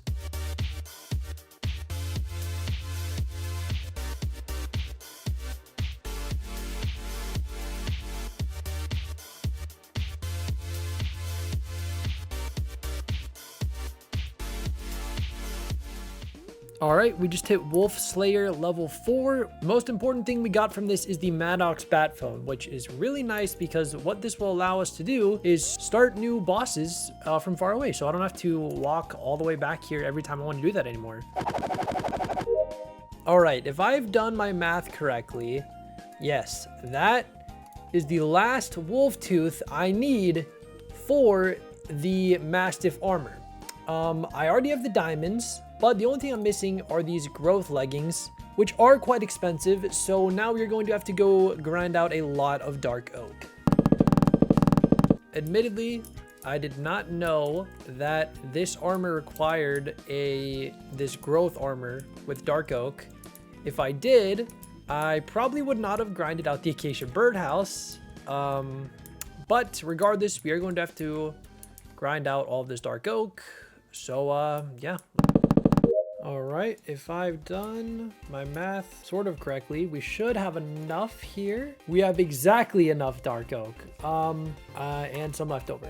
So with this, we are going to be able to craft the chest plate, helmet, leggings, and finally, the boots of growth, meaning we have the full set. But we aren't done because obviously this still needs to be turned in to the pooch armor set. And the only material that I'm missing is gold. So a little while later, I managed to craft the helmet and chest plate before realizing that I miscounted the gold and didn't have enough to complete the set. Okay, now I'm able to craft the leggings, and the final piece being the boots. Oh, and yes, of course, I will max it out.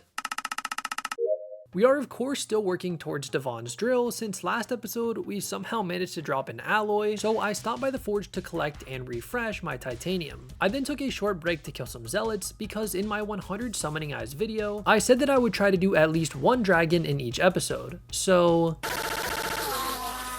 Alright, we are doing a dragon today. We're just gonna do the one, I think, but maybe superior?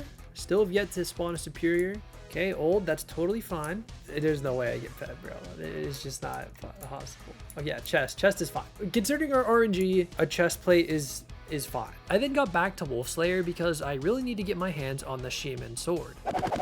I did just hit Wolf Slayer 5, which admittedly doesn't give us much rewards, but let's keep going. Okay, after these Wolf Slayers, I can craft the Shaman sword, which pairs very well with the Mastiff armor, and yes, I will of course max it out. Additionally, I put the critical 6 book on this sword and used one of my dragon claws to apply the fabled reforge for the extra crit damage. Finally, I change all of my stat tuning to crit to maximize the Mastiff armor, but unfortunately, this setup still isn't quite safe enough to farm ghosts. But I need a break from Slayers now, so let's see just how much progress we can make with some more commissions. Oh, and by the way, we're starting with 18k XP, so let's get to it. I really need the compact enchant on my titanium drill, which admittedly I should have done a very long time ago, but I don't have enough bits to afford it, so I sold my enchanted melons and purchased myself a brand new booster cookie. Thanks to that, I was able to purchase the compact book for my drill, and thanks to that, I managed to level up my fame rank. Afterwards, I of course made sure to apply it, and then got right back to commissions. Honestly, we did a lot better than I thought, considering we pretty much doubled our EXP from 18k to 32k. My accessory bag is a bit underwhelming to say the least, and if I want any chance of keeping this profile long term, we need to make some serious changes. Today, I take on the challenge of collecting and upgrading as many accessories as I can, but I have to be careful because if I die just once, I have to delete my profile. But first, a quick message from my campaign. Hi, if you don't know who I am, I started a YouTube channel just over 2 months ago playing Ironman in Hardcore. With just one life, I'm currently over 260 hours into my profile and still haven't died. The item I'd like to propose to add to the game is called the Totem of Forgiveness. This item would serve as an upgrade to the Saving Grace, please fix the item, and would not only prevent you from dying, but instead of teleporting you back to your island, this would instead heal you for half of your maximum HP and grant immunity to all damage for 3 seconds. Now, yes, this is a great item for a hardcore player like myself, but I also believe this would be an insanely useful item for dungeons and slayers, especially for people who are just shy of being able to take down their tier 4s and tier 5s. The Saving Grace item is crafted like this, but my idea for the recipe of the Totem of Forgiveness would be the Saving Grace in the middle, an absolute ender pearl in each corner, and an enchanted gold block in each of the cardinal directions. As for my perk, I'd like to propose something similar to Sky Mall from the Hot M tree, but instead for skill XP. Essentially, every 20 minutes or every in-game Skyblock day, one skill chosen at random would receive a 50% XP boost. I feel like this would be a fun way to incentivize players to grind the otherwise overlooked skills, because most of the time when skill XP boosts do come around, most players focus on just one skill. With that said, oh boy, please consider voting for HotGothGF_uwu. Please don't mind the name, it's a very, very long story. First things first, we have some very easy talismans that I should have gotten a long time ago and just never got around to. We're starting off with the magnetic talisman, which is kind of embarrassing if I'm being honest. Next one is a couple super easy ones, being the feather talisman upgrades. So I can easily upgrade it to the feather ring and finally the feather artifact. Following that, we have the first talisman that I actually have to go out and get some materials for, being 8 oak leaves. And by gather, I do of course just mean purchasing them from the builder. So with that, we can craft the wood affinity talisman and add it to our accessory bag. Next up is another easy craft, and with some lily pads, we can craft the healing talisman. Unfortunately, my lily pad collection is too low to upgrade to the ring, so we'll have to save that for later. Since we've taken care of some easy talismans, let's jump into some harder ones. And the one I'm going to be attempting now is the wolf talisman, which has a 1 in 1,000 drop chance. Okay, while we're waiting for that to drop, let's take a look at some of the other less challenging talismans. Here in the end, we can earn a new talisman as long as we can complete this race in under 48 seconds. But first, we have to do a few completions for some random rewards, but after that, we can finally claim the pig's foot. Next up is yet another race, and this time it's located in the Birch Park. At first, I didn't realize you could just use the AOTE to skip the jump pads. I thought you needed to use them to go from island to island, but after learning this technique, I managed to easily snag the wolf paw and complete the final tier of the race to get the silky lichen as a flex. Thanks to all the wolf slayers we did in the last episode, I'm also able to very easily craft the red claw talisman. There are actually quite a few talismans that I didn't even know existed, and one of them is the night vision charm, which we essentially just need to collect some mushrooms for. Okay, pause. I kind of forgot that I collected plenty of enchanted mushrooms from pests in the garden, so I actually have enough to craft the night vision charm right now. Sticking with the garden theme, I can take some enchanted sugar to upgrade my sugar talisman into the sugar ring. I also crafted the piggy bank talisman with some enchanted pork chop, which I didn't know existed until now. Oh, and let's take a quick stop at the forge to claim our titanium and the now finished ammonite pet, which yes, I know I started forging 3 episodes ago, so don't look too much into that. Anyways, let's go ahead and start 3 more refined titanium and 3 refined mithril. Now we're going to start what is probably the longest talisman questline in the entire game, Romero and Juliet. Long story short, I tried to do this quest without doing any research, and it led to me purchasing a TNT to blow up this wall to try and find Romero, but he wasn't there, and I finally just caved and looked it up, so I ended up mining some gold to get a shiny yellow rock, and then found Romero on a very hidden place off the edge of a cliff where he gave me a rock. Thanks. I then delivered it to Juliet, who didn't even want it, so we get to hold on to it. Next up, Romero moves into the hub and requires us to gather 16 roses, which takes almost no time at all. Romero gives us a rose bouquet, and we can then deliver it to Juliet, who upgrades our shiny yellow rock into a yellow rock of love. I can then head to the graveyard in the hub to meet up with Romero again, where we give him 64 emeralds for a fake emerald altar, and deliver that to Juliet for the mediocre ring of love. The next part of this questline requires us to head to the Crimson Isles, which I'm just a little bit scared to do. So this is as far as we will be taking this questline, at least for now. Oh, and this also completes the entire first page of talismans, which is pretty cool. Quickly, I am going to gather some cobblestone for another talisman upgrade, and after a short bit of mining, I can upgrade the haste ring into the haste artifact. It's a new day, so I made a trip over to the forge to collect my materials, and then started 6 refined mithril to of course continue working towards the 555. But additionally, I do need a lot of glaciite jewels, not only for the drill upgrade, but also for the drill engine and fuel tank upgrades. So there's another really easy talisman to get, which drops from the Broodmother boss, which I had been putting off because I thought it was a lot stronger than it actually was. And just like that, we now have the Spider talisman, which actually completely fills our entire talisman bag. Moving back into the mines, it really is about time we complete the drill engine upgrade, so let's quickly gather some materials. While mining some redstone, I did upgrade my collection to unlock 6 more accessory bag slots, which is very nice. In the forge, I am able to start the final drill engine I need for my upgrade, and 5 refined diamonds too. The next day, I got back on to collect my refined diamonds and start 5 gold plates. And while we wait for those to finish, it's about time we level up our personal compactor, because right now, it has just 3 slots. Oh, and I guess the magic power would be nice too. Yet again, I managed to level up my redstone collection, giving us 6 more accessory bag slots, but we still need a lot more redstone for this upgrade. Okay, after almost 2 hours of mining, which was played in like 2 seconds for you guys, I can finally upgrade it to the Personal Compactor 6000. And since this took so long, we'll be saving the 7000 for another day and probably during a mining fiesta.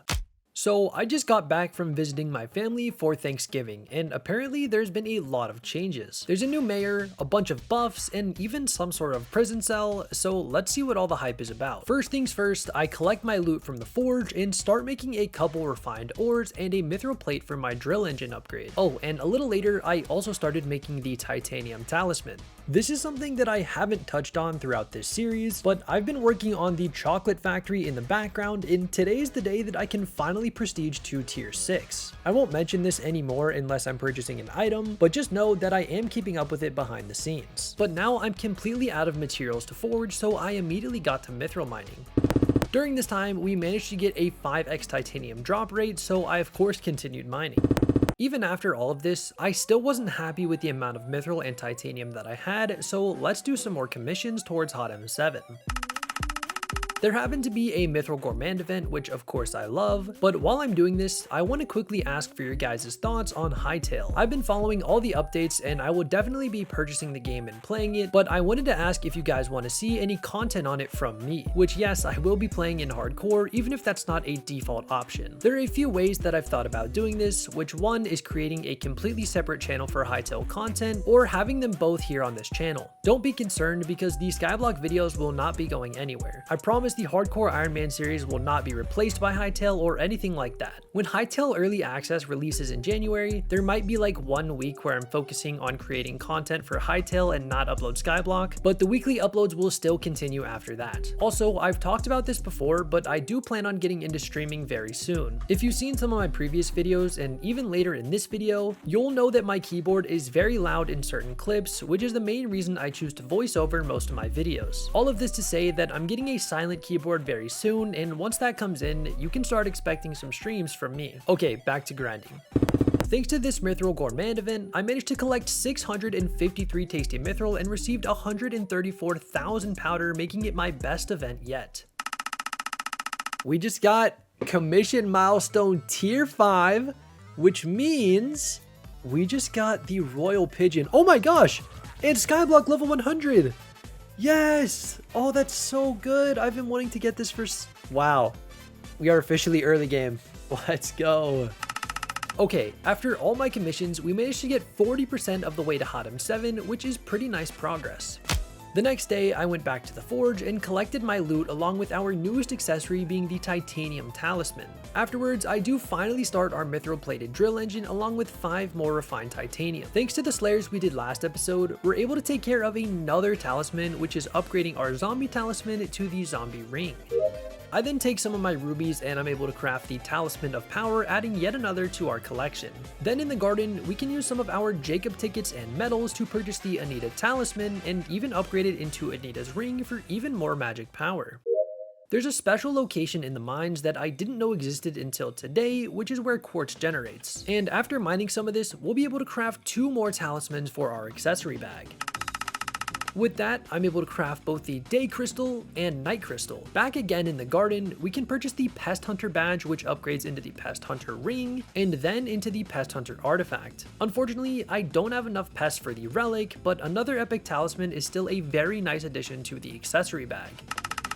Okay, as much as I would have loved to get the Wolf Talisman, unfortunately it's just not in the cards for this episode, so we'll have to revisit it later. I'd like to continue the 1 dragon per episode trend because maybe one day we'll drop the pet, so let's go grind some zealots.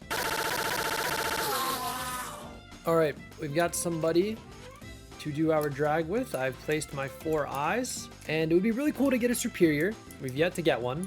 But yeah, I have my black cat pet on just for the extra magic find. Young. Not really anything too interesting. AOTD. I'm down. I can sacrifice this. Maybe get some cool shards. So first, let's go ahead and equip the Endermite pet before I sacrifice it. You know, don't want to get, or just want the extra chance for rolls. So let's see if we get anything good. Just 65 essence. That's actually kind of bad. Would have loved some more superior frags. We're still not very close to our superior armor. We only have just under 2 stacks, but we do have a horn and 1 claw, so we'll keep working towards some of these other accessories going forward. During this episode, we managed to gain over 100 magical power, bringing our total to 315, which puts us 1 step closer to being able to farm ghosts. Oh, and before I forget, here's proof that I still haven't died. Pets are one of the most essential items in all of Hypixel Skyblock. Each pet fills a specific niche, which can be insanely useful depending on your task. However, not all pets are created equal. Normally, you could just buy any pet you'd like off of the bazaar, but in Ironman, you need to handcraft and upgrade every last one of them. Today, I'm going to be getting 50 pets for my collection, but I have to be careful because if I die just once, I have to delete my profile. At the time of this recording, it's now December and there's a cool advent calendar event going on, so I'm able to claim an advent calendar display. But in order to claim the next gifts, we first need to give out some presents and grind some skill XP, which completes the first task. But let's head over to the mines to grind some more skill XP and do a few commissions. Thanks to these, we've managed to meet all the requirements to claim the second gift and third gift of the day. Aura is still the mayor at this point in time, but she'll be leaving in just 13 hours, so I'm going to try to go Skatha mining for pretty much the rest of this event. But first, let's go ahead and purchase a booster cookie just for a little bit of extra magic find, because it might just end up making the difference.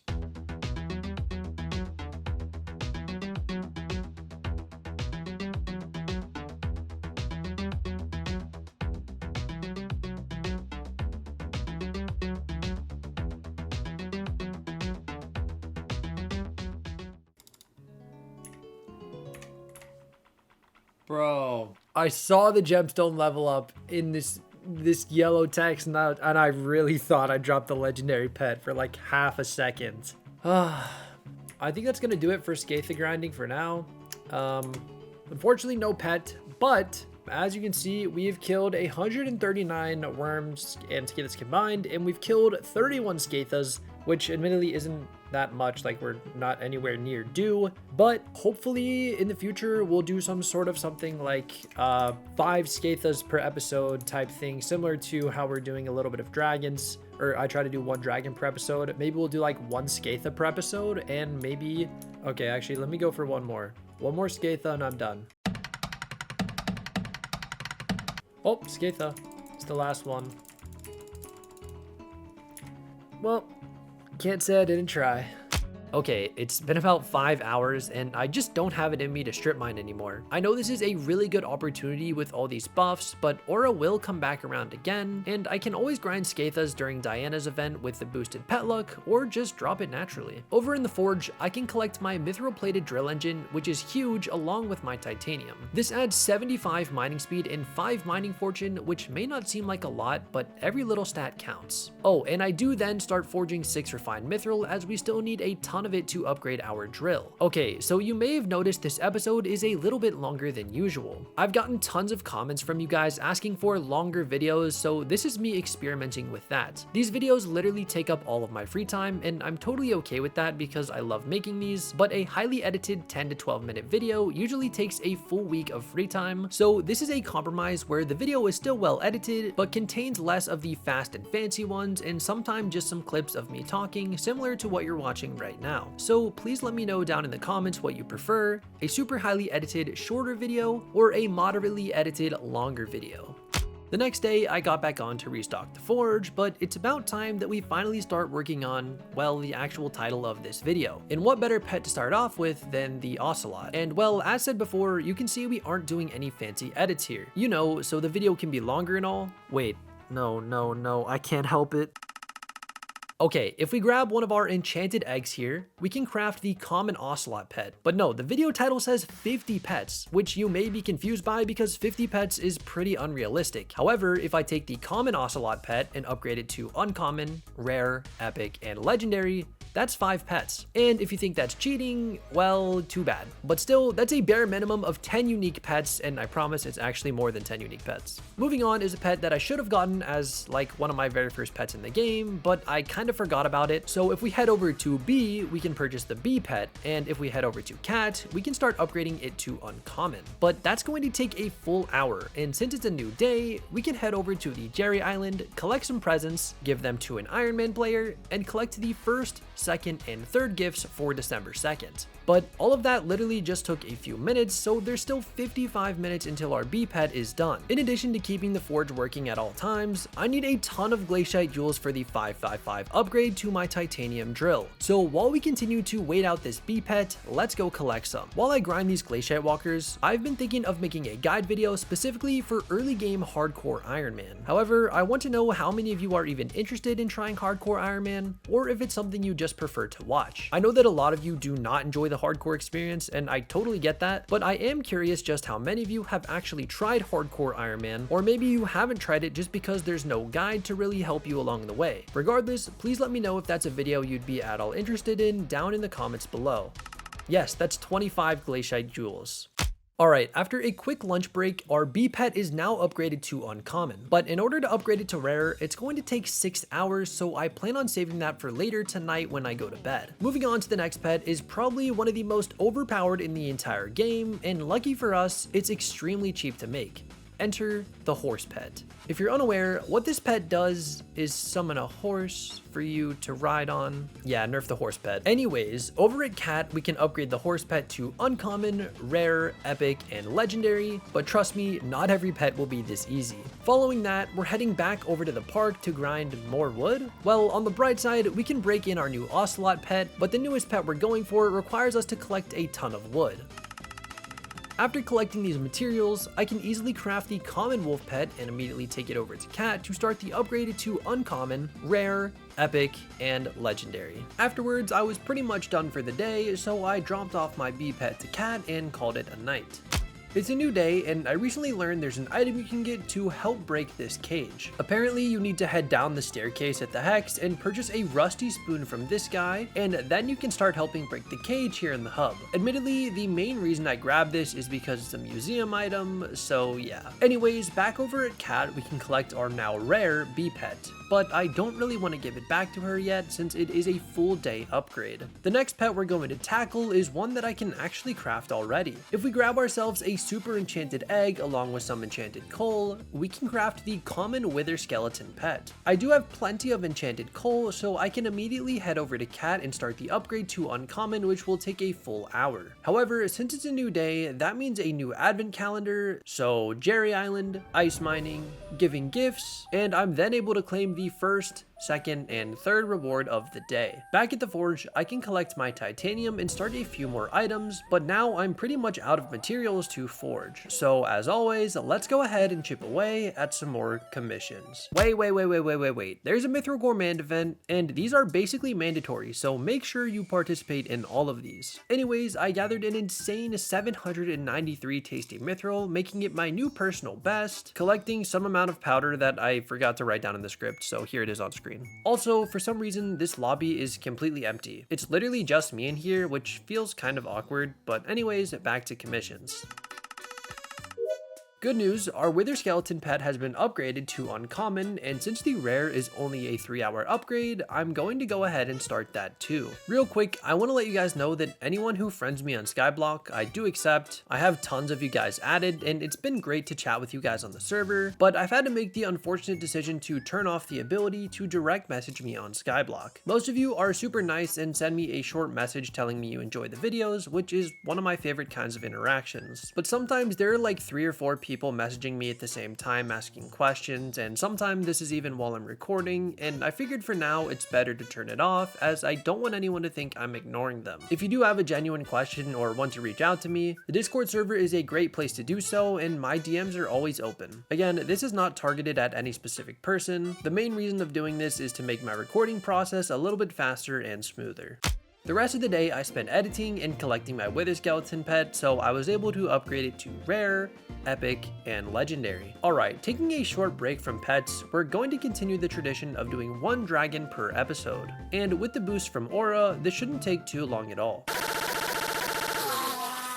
While looking for a lobby with someone to do a dragon with, I had a cool interaction with some of you guys, which was really fun, and then we summoned a protector dragon, which was a little unfortunate as we still have yet to spawn a superior dragon. I ended up dropping a chest plate, which I of course sacrificed, but unfortunately all I was rewarded with was a couple frags. The next pet in line is a pet I probably could have crafted on literally episode 1, but at that point in time I didn't know it existed, so we're going to take care of it now. With just a simple stack of cobblestone and a single egg, we can craft the common silverfish pet, and since it has such a short upgrade time, we can easily take it over to Cat to get the uncommon, rare, epic, and legendary. Back again, we can see that there is a new jail cell in the hub, and you can actually vote to free the confused goon. But if you vote against it, you actually get +5 magic find for the next 2 hours, which is kind of hard to pass up. Anyways, if we open up the calendar, we can see some very exciting upcoming events, being 6 mining fiestas and a fishing festival, which I will do my best to participate in each and every one of them, but that will most likely be in next week's video. Also, if you're at all considering starting a hardcore Ironman for yourself, I highly recommend starting your profile around a time when there are mining fiestas so you can get very early mineral armor. It helps out a ton early game, and getting gold and diamonds for your drill is so much easier with it. Anyways, next up on our pet list is one that I didn't even know existed, being the chicken pet. After crafting, we can head over to Cat and hand her our chicken pet and upgrade it to uncommon, rare, epic, and finally legendary. Following that is a much more unique pet, and to get the materials we need to move Jerry. Well, if you try to move Jerry, he will give you a move Jerry egg, but he won't give you more than one egg at once, so you need to place them in a chest. And by doing so, you can practically get an infinite amount of these. So with the Jerry eggs and a regular egg, we can craft the common Jerry pet, and as always, we can take it over to Cat and upgrade it to uncommon, rare, epic, and legendary. Before we tackle the final pets of this video, my mithril and titanium numbers are still heavily lacking, so let's do some more Hottem quests. Yes! Oh my gosh. Oh, wait, this is actually so good for this video specifically. We just dropped the pure mithril gem from a diamond goblin. I wasn't recording. Whenever I record these Hottem quests, I only record the bit where I redeem the quest. So I'm not recording while mining mithril and all that. But this is really, really good because this is the best time we could have gotten it for this video, because we'll be able to upgrade our mithril golem to mythic. During this time, we managed to get up to 64% of the way to Hottem 7, which means we'll probably be able to finish out the rest in the next video.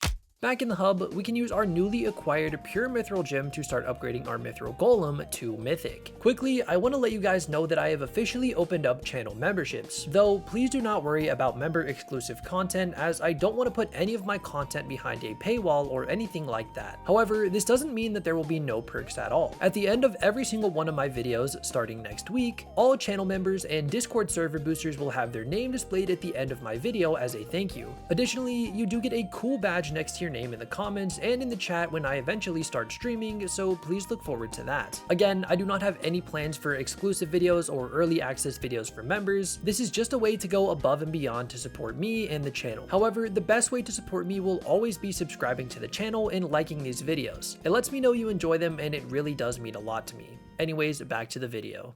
Our mithril golem has officially been upgrading to mythic, marking our third mythic pet, which is pretty cool. You see, here's the problem. I already have around 15 hours of playtime for this episode alone, and this is usually where I would wrap up the video, so I need to find more things to do, more pets to craft, etc. However, I could just keep extending this part where I'm talking. You know, this exact sentence. I can keep adding time to this video, which makes it longer, and longer videos mean more watch time, and more watch time means hopefully more subscribers, and more subscribers.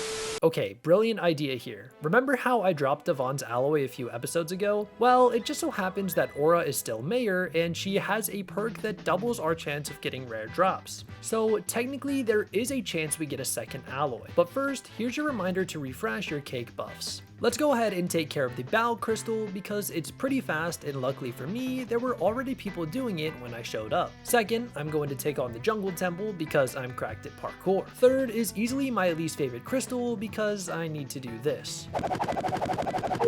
Fourth, I'm going to do the Jade Crystal, which is essentially just a bunch of metal detecting. And finally, we can bring King Yolkar a Goblin Egg to claim the Amber Crystal, and after placing all 5 of them, I ended up with a whole lot of nothing. Since there are a lot of skill XP buffs going on right now, I'm going to do a bit of farming to hopefully get my hands on the Squash Armor. Today, we're focusing on just the leggings. I know farming is one of the better money-making methods, especially for Iron Man, but it's also my least favorite skill in the game, which I know is a bit controversial. So to avoid spending hours and hours on said least favorite skill, I'd much rather do a little bit each episode, which is starting to create kind of a long list of tasks to do since we've already got a dragon and a few Skatha kills for each one of these. So going forward, I'm going to aim to upgrade one piece of farming armor each video. To craft these leggings, we need some squash, polished pumpkins, enchanted cookies, and enchanted melons. So first, let's take care of the cookies.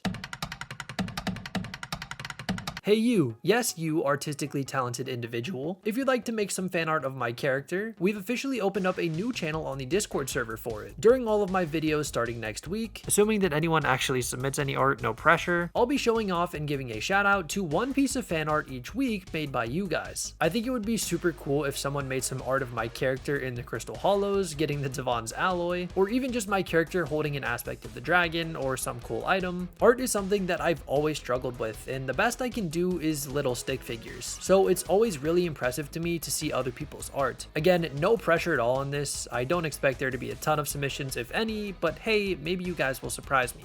Okay, this is long overdue, but after turning in this garden quest, I can finally purchase the last piece of Lotus equipment, and yes, I did make sure to put the blooming reforge on it. Next up, we need a lot, and I mean a lot of melons.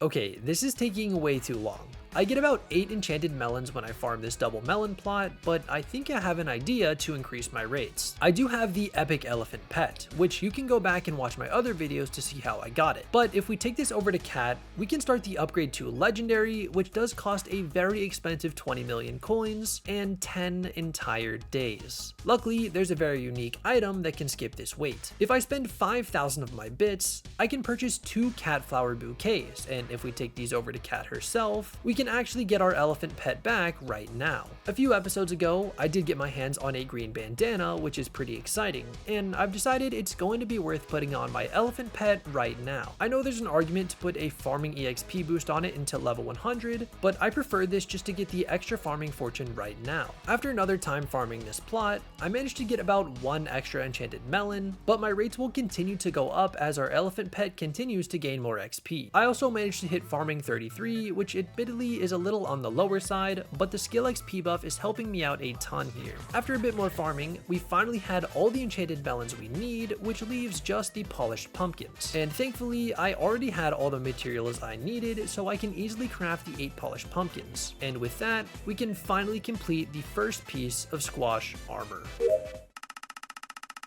The Lucky Clover is an often overlooked pet item because of just how tedious it is to get. Of course, you can always just buy it off the bazaar, but in Hypixel Skyblock's Ironman game mode, the bazaar is completely banned, meaning you have to earn every item for yourself. But not only that, I'm playing in hardcore, meaning if I die just once, I have to delete this profile and start all the way back at the beginning. This is the story of the Hardcore Ironman Lucky Clover.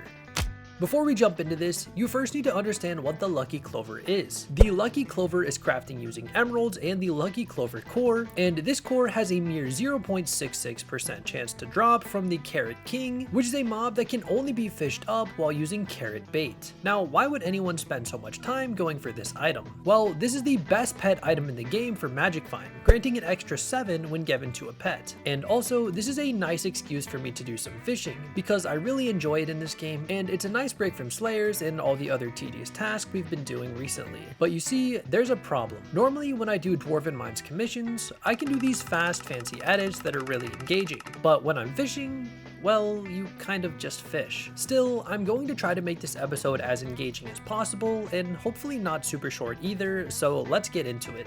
First, I'd like to craft 2 very important fishing items. With some pufferfish, we can upgrade my medium fishing sack to the large fishing sack and craft the large enchanted fishing sack. I've decided to do my fishing here in the bayou, mainly because I need all of the junk I can get, which will allow me to purchase the remaining items in the shop and upgrade my hermit crab pet to legendary. Okay, that's the first Carrot King of the video. I've reeled in a few of these in other videos, or just in my free time, but Carrot King number 1, no luck. But we are going to keep going. I'll make sure to keep a counter in like the corner of the screen just so you can see how many we've killed, and we'll count that as number 1 despite doing a few before this. Apparently I can still do those cool edits with fishing, it just takes a lot longer, but still, I think it turned out pretty cool. Speaking of cool edits, we've been making really good progress towards Hottem 7, and I also seem to always be in need of more mithril and titanium, so let's do some more commissions. I logged on the next day to see that there was a mining fiesta starting in about an hour and a half, but in the meantime, let's do a little bit more fishing to see if we can reel in any more Carrot Kings.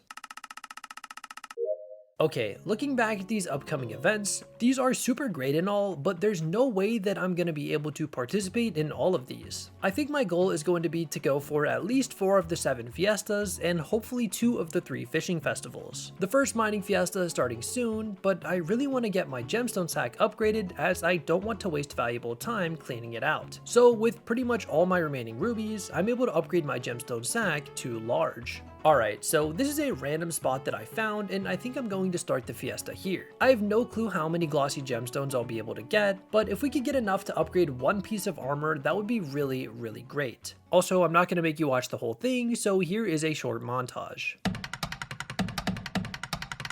Alright, I'm actually going to wrap up this fiesta a little bit early because there are a few things I need to take care of tonight. But I did manage to get 16 glossy gemstones, so if we can do that in 3 more fiestas, we can fully upgrade our mineral armor set. And hey, maybe even get some extra for the talisman. The next day, I logged on to see another fiesta starting in literally less than a minute, but I don't plan on participating all that much. I know I should really try to get as many glossy gemstones as I can, but I'm getting really tired of mining gemstones, and I know if I keep going, it's going to start getting pretty demotivating. Also, not that this is relevant to the video in any way, but whenever I'm doing a mindless task like farming, mining, or foraging, I'm usually watching something on my second monitor while I grind, and I recently just finished the final season of The Office. So essentially, I'm looking for a new show to watch, so please recommend some good shows down in the comments below. And if it looks interesting, I'll be sure to check it out.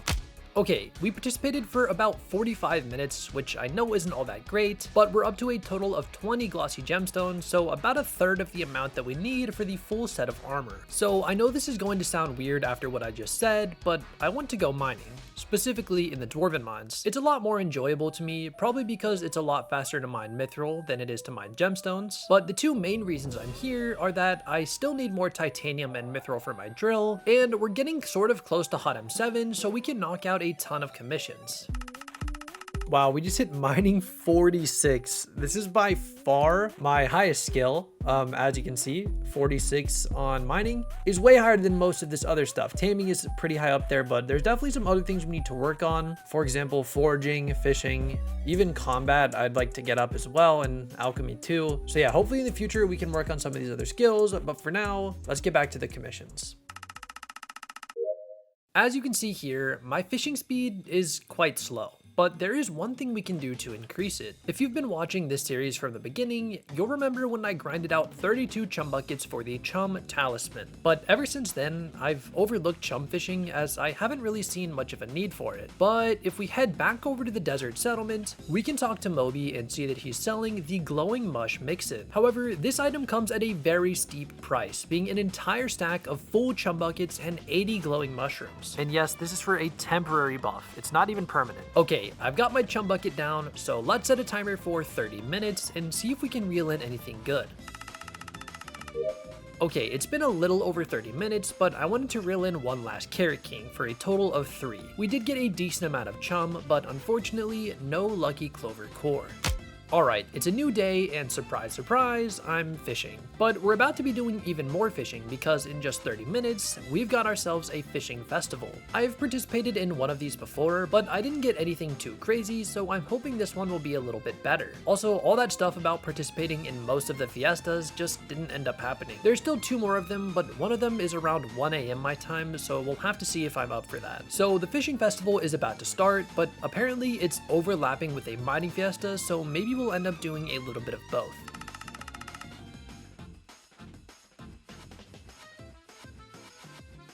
Oh my gosh. Oh my gosh. Epic Megalodon pet. Let's freaking go. Oh my gosh. So not only did we manage to drop the epic Megalodon pretty early on, we also collected enough blue shark teeth to upgrade our dull shark tooth necklace to the honed shark tooth necklace. Also, you may be wondering why I'm here alone doing this fishing festival and not with like a group of people. And it really just comes down to personal preference. I started this profile with the intention of it being very much so a solo experience. Now, that alone pretty much describes Iron Man, but even Iron Man players can still get carried through certain things like Slayers, and I know in the grand scheme of things it isn't a huge deal, but it's so much more rewarding to me when I reeled in that tiger shark and dropped the Megalodon rather than leeching a bunch of other people's sharks. Now, don't get me wrong, I totally get people going in a group setting and farming sharks together, that's totally fine. I've always said that you should play Skyblock the way that's the most enjoyable to you. Some people don't enjoy the grind or simply don't have time, and I totally get that. So again, this is just the way that I prefer to play. Alright, a very successful fishing festival overall. Honestly, I didn't expect to participate in the entire thing, but I did. We managed to collect 370 shark fins, which is enough to make 2 enchanted shark fins, and here at my island, you can see that I have a ton of fishing minions which have been running for well over a month at this point. So I went around and collected all of the sponges, and we've got a total of 19 enchanted wet sponges, which is just 5 away from a full set of sponge armor. I will take any fishing bonus I can get, so I went ahead and crafted the the sponge chest plate, leggings, and boots. And yes, I did fully enchant them. Now, we may be missing a helmet, and I could totally use something simple like the salmon helmet, but I have a better idea, the Water Hydra head. If you don't know, this helmet has some pretty good defensive stats, but additionally, it has a plus 2% sea creature chance, which is just better than the salmon helmet, and looking back, I should have been using this from the beginning. However, I do still need to enchant it.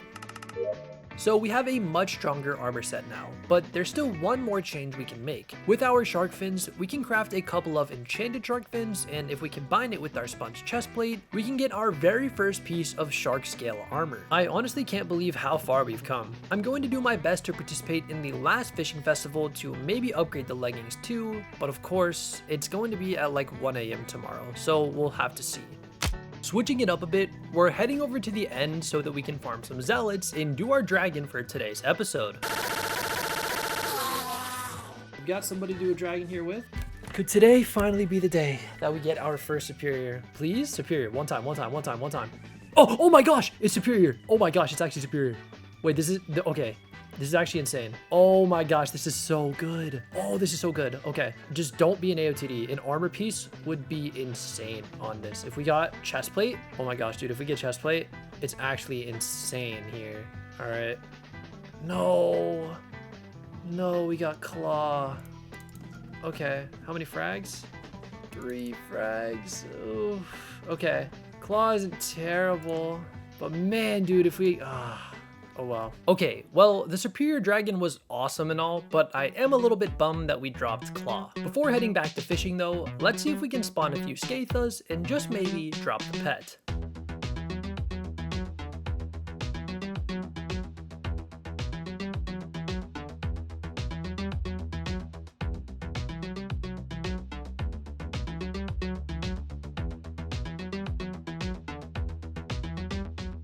Unfortunately, no luck with the Skathas, but the more I think about it, I should really get the Lucky Clover first to further increase our magic find, so let's get back to fishing.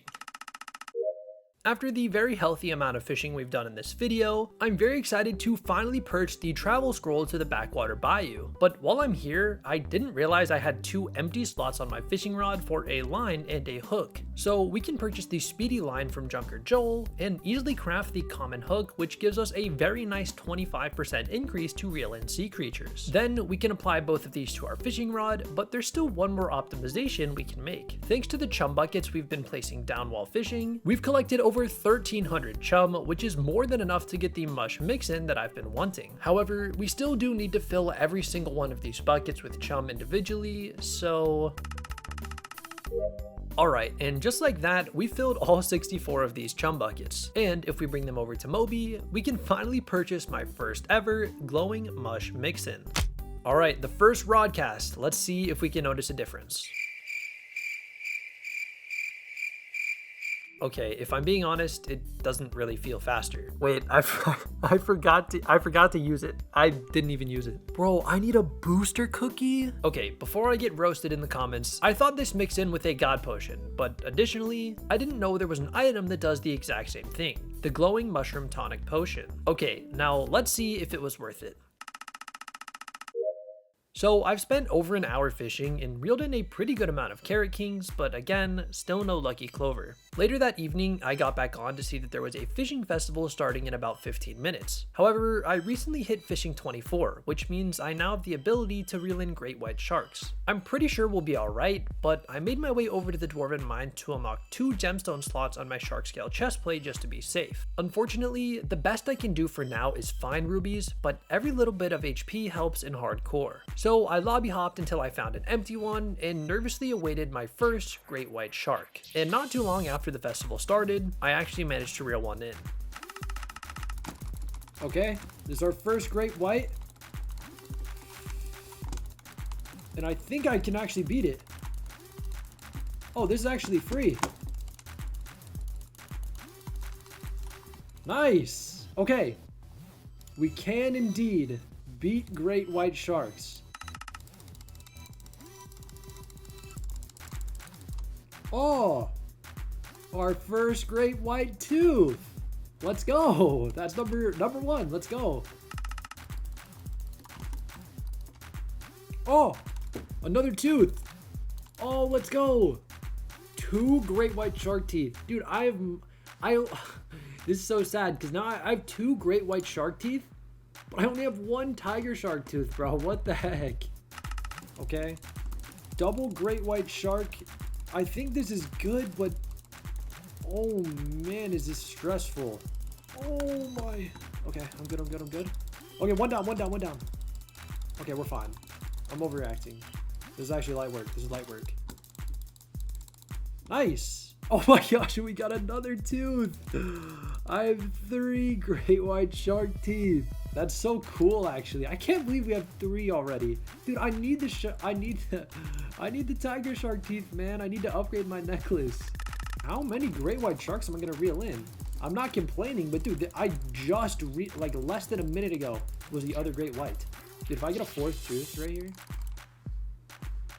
no, that would have been too crazy. And we still have a chance to get a legendary Megalodon pet, because this thing, I believe it's like 10 mil to upgrade that Megalodon pet to legendary. So I'd like to drop a legendary one, but in the meantime, dude, we've gotten so much value out of this. Like, the fact that we got this from a tiger shark in the last fishing festival is so good. Like, this sped up all the fishing festival progression so much. It's actually been insane. Wow, what a good fishing festival, dude. 3 great white shark teeth on my first festival that I can reel them in. That's crazy. Not to mention the 578 shark fins. Let me craft some enchanted ones. However, with these, I am able to upgrade my sponge leggings into the shark scale leggings. So we are now officially 2/4 shark. Next up, the boots. There's still some fishing festivals coming up. We've got one more in 2 days and another in 4 days, so that's really exciting. And we have a bunch more mining fiestas, so we might be able to just take care of like literally everything we need to do, which is awesome. Okay, it's a new day and I slept in pretty late because last night I got on around 4 AM to claim the New Year's cake. And by the way, I haven't missed a single one since this profile's creation, so I'm going to try to continue this streak as long as possible. On another note, today is December 13th, which means Hytale pre-orders are officially open. As stated a few videos ago, I've been following Hytale extensively, and as soon as you were able to reserve your own username, I made sure to do so as fast as I could and actually managed to get the username Bubblegum, which I'm really excited about. I will be making some Hytale content in January when the game releases, in hardcore of course, and I went ahead and purchased the standard edition. Going forward, I may upgrade to a higher tier, but as for now, I think this is the best option for me.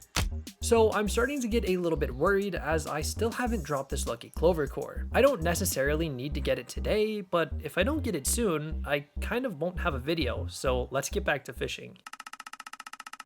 Okay, unfortunately, I've been really busy these last 2 days and haven't even logged onto the server once. And if we check in the event tab, you can see that we've missed a lot of mining and fishing festivals. This doesn't really bother me though, because I really like taking this game at my own pace. It took me 20 hours to get to the end, I spent an entire day mining to get emerald armor, I sold ender gear from my first booster cookie, and I killed 62,000 endermen just because I thought it would be cool to drop the legendary enderman pet instead of upgrading it through cat. Now, I don't say this to flex or anything like that, but I encourage you to maybe enjoy where you're at in Skyblock a little bit more. The reason I play Ironman, and more specifically Hardcore Ironman, is because it encourages you to grind for armor sets, pets, and items that most players overlook. The Phoenix pet becomes insanely good in Hardcore, the Saving Grace is a must-have in your inventory, and I choose the Titanic Reforge on my armor sets for extra HP, which is something that almost no player would even consider. Okay, sorry for yapping there. I'm like 2 days behind schedule on this video, and I just got home from work, so I plan on fishing for like the next 5 hours straight.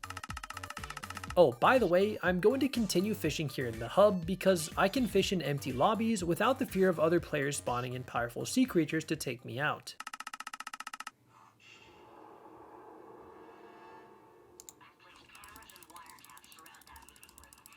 Oh! Oh my gosh! Oh my gosh! Yes! Oh, okay, I'm sorry if you heard that audio. I'm watching Death Note on my other monitor. Dude, we got it! Oh my gosh, the lucky clover core is here! Oh, yes! Okay, that only took about 2 hours of fishing today. Yes! I'm gonna be able to get the video out by Friday! Let's go! Okay, so we actually managed to drop the Lucky Clover core, and as you can tell, I'm pretty excited. However, I need 4 stacks of enchanted emeralds to craft this into the actual Lucky Clover pet item. And in my collection, we have a grand total of 0. While I collect these emeralds, I'd like to give a quick shout out to Adan for making this awesome fan art. As stated last week, I will be featuring one person's fan art in each video. So if you'd like to be chosen, please consider posting your art in the Discord server where we have a dedicated channel to fan art, or simply tag me on Twitter, and both of those can be found in the description. Alright, as you can see here, we have finally collected enough emeralds. Oh my gosh, there it is. Okay, so we put the Lucky Clover core in the middle, and we surround it with 4 stacks of enchanted emeralds. And just like that, we have crafted the Lucky Clover core. I go to my black cat and I right click it. Combat boost, whatever, that's gonna go away. Replace combat XP boost with Lucky Clover. Yes. And just like that, my black cat pet is now holding the Lucky Clover. We have so much magic behind it. Let's go. Also, for anyone wondering, this took 39 Carrot King kills. Oh, and by the way, here's your reminder that I still haven't died. There are over 250 fairy souls in Hypixel Skyblock, and I've collected less than 10 of them. Well, what even are fairy souls, and why should you collect them? Well, collecting these souls allows you to unlock backpack slots, which are essentially just chest slots you can access anywhere and anytime. This is the fairy soul episode of my Hardcore Ironman series. As soon as I logged on, there was a fishing festival starting in just a couple of minutes, so we will of course be participating.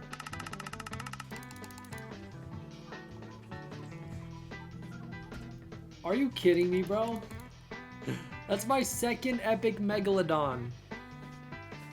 I mean, this is fine, but like, all the legend, you know what? It's okay. We'll get a legendary at some point, surely. Okay, good news.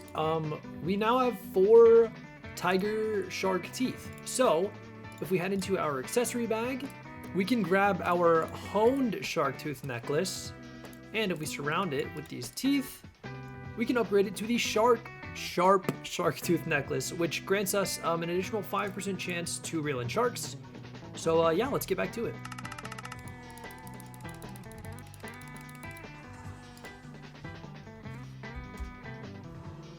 Yes, that's my 4th great white tooth. The rest are back in my island, so let me go grab them real quick.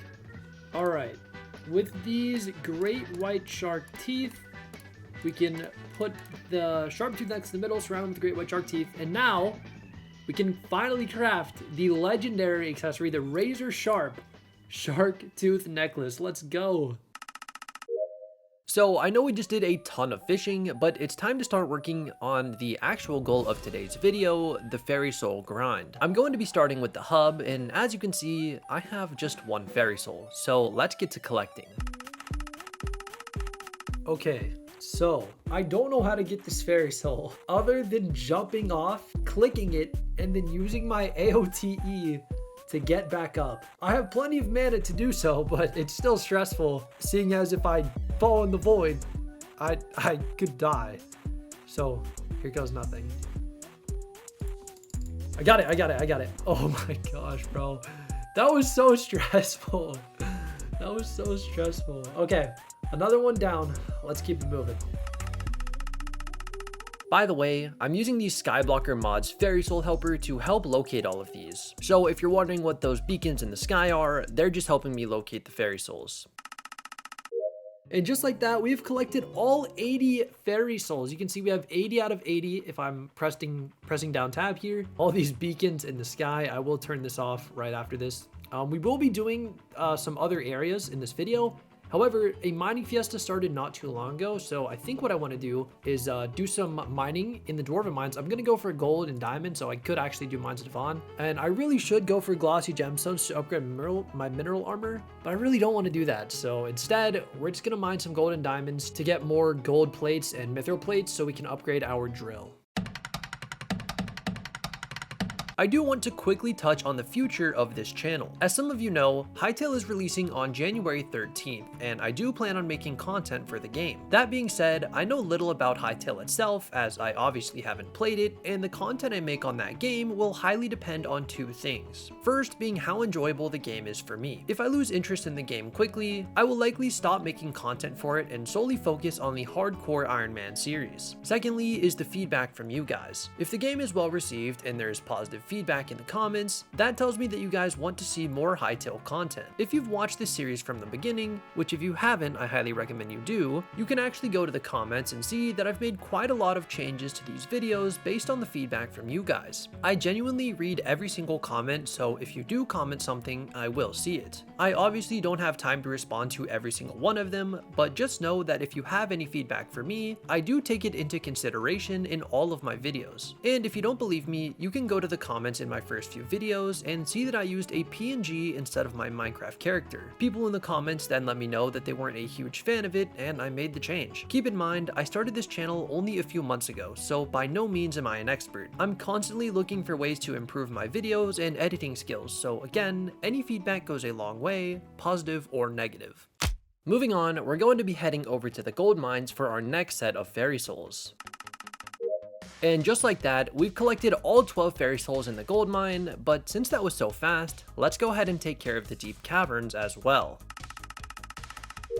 This time, there was a total of 21, but it didn't take long at all. Here in the Dwarven Mines, there are some souls we need to collect, but I've been neglecting my forge for a while, so let's quickly restock it with some refined mithril, which luckily only takes 4 hours to craft. Next up, I'm moving over to the spider's den, and this time there are 19 fairy souls to collect. Now that we've collected all the fairy souls here, let's move over to the end. The plan here is to collect all the fairy souls and additionally collect some summoning eyes to summon our dragon. And just like that, we've collected the 12 fairy souls, but now let's go ahead and grind out these summoning eyes. Alright, we've got somebody to 4-4 with. Our last dragon we did last week, we ended up summoning a superior, which is really awesome, but pretty unlikely we will get back-to-back superior. However, there's always a chance at the pet. I cannot complain at a chance at the pet. So once these guys place some eyes, we'll be good to go. Whichever one can drop the travel scroll, I wouldn't mind getting that either. I have no clue which dragon that is though. Young is fine. I mean, there's not too much else we really need. Just anything to like salvage. Oh my gosh, we are lagging so bad. The servers have been really laggy lately, which I think is a good thing. It means there's like a lot more people playing the game. I think it's like 50 something thousand online right now. Like last month, we were like high 20, low 30,000s online at all times. So seeing this many people active on the server is actually really cool. Obviously, Aura is going to be the main reason so many people are playing, but I hope to see the numbers stay just as high even after Aura leaves. All right, there we go. Yeah, AOTD. Not too surprised by that, but we will go sacrifice it. If we can get some superior frags from sacrificing this, that would be great. I need to make sure to equip my Endermite pet before I forget. So maybe we can get some superior frags. Let's see. Oh, we did get some. How many? 11. Oh, let's go. I'm super down with 11 superior frags. This brings our total up to just shy of 2 stacks. So we need about 4 stacks in order to craft the full set. So we're making pretty good progress towards that. With this episode's dragon done, let's head over to the farming islands and see if we can collect the fairy souls over there. Nice, that's all 20 for the farming islands. Seeing as it's still December, I might as well go ahead and collect the fairy souls on the Jerry Island. There's only 5 of them here, so it really took no time at all to collect them. There's just a few more locations I plan to take care of in today's video, and the first of those is in the garden. And if it isn't obvious enough already, this is by no means a fairy souls guide video, so please do not try and follow along with these. Most of these souls are shown for just a couple of frames, so it would pretty much be impossible even if you wanted to. Okay, actually there are no fairy souls here in the garden, so let's move over to the backwater bayou. Before we tackle today's final location, we're going to do some commissions as usual because we're actually getting really close to Hot M7. We managed to get 95% of the way to Hot M7, so next video we will definitely be hitting it. The final location we'll be tackling today is the park, so let's go ahead and grab the last set of fairy souls. Okay, we didn't manage to collect every fairy soul in the game because there are a few locations that I either haven't unlocked or haven't been to, like the Dwarven Base Camp, Crimson Isles, and the Rift. However, this is still really useful as I have almost no backpack slots unlocked. That's going to do it for episode 13 of my Hardcore Ironman series. I'd like to apologize for the shorter episode length today. Seeing as it's the week of Christmas and all, I'm spending a lot of time with my family, Christmas shopping, and wrapping presents. I also will be out of town next week, which means I don't have time to record a full video and edit it by next Friday. However, I will still be uploading a video then. Next week, I will be posting the full Hardcore Ironman series up to this point made into one long movie type video. The week after that, the series will return as normal, and the week after that is when Hytale releases, so I'll be posting my first Hytale video. I'd like to give a huge shout out to Jerb, VHA, Vivalin, Xeon, and the entire staff for basically running everything over on Discord. I'm not very experienced with Discord servers, and without them, none of what happens there would be possible. So genuinely, thank you so much for helping me build this community. I'd also like to say thank you to our YouTube members and our Discord server boosters for the continued support. It goes a long way, and I really appreciate it. If you enjoyed this video and are enjoying this series, please consider subscribing. It's free and you can always change your mind later. Additionally, I'd like to thank each and every one of you for watching this video, and I hope to see you in part 14.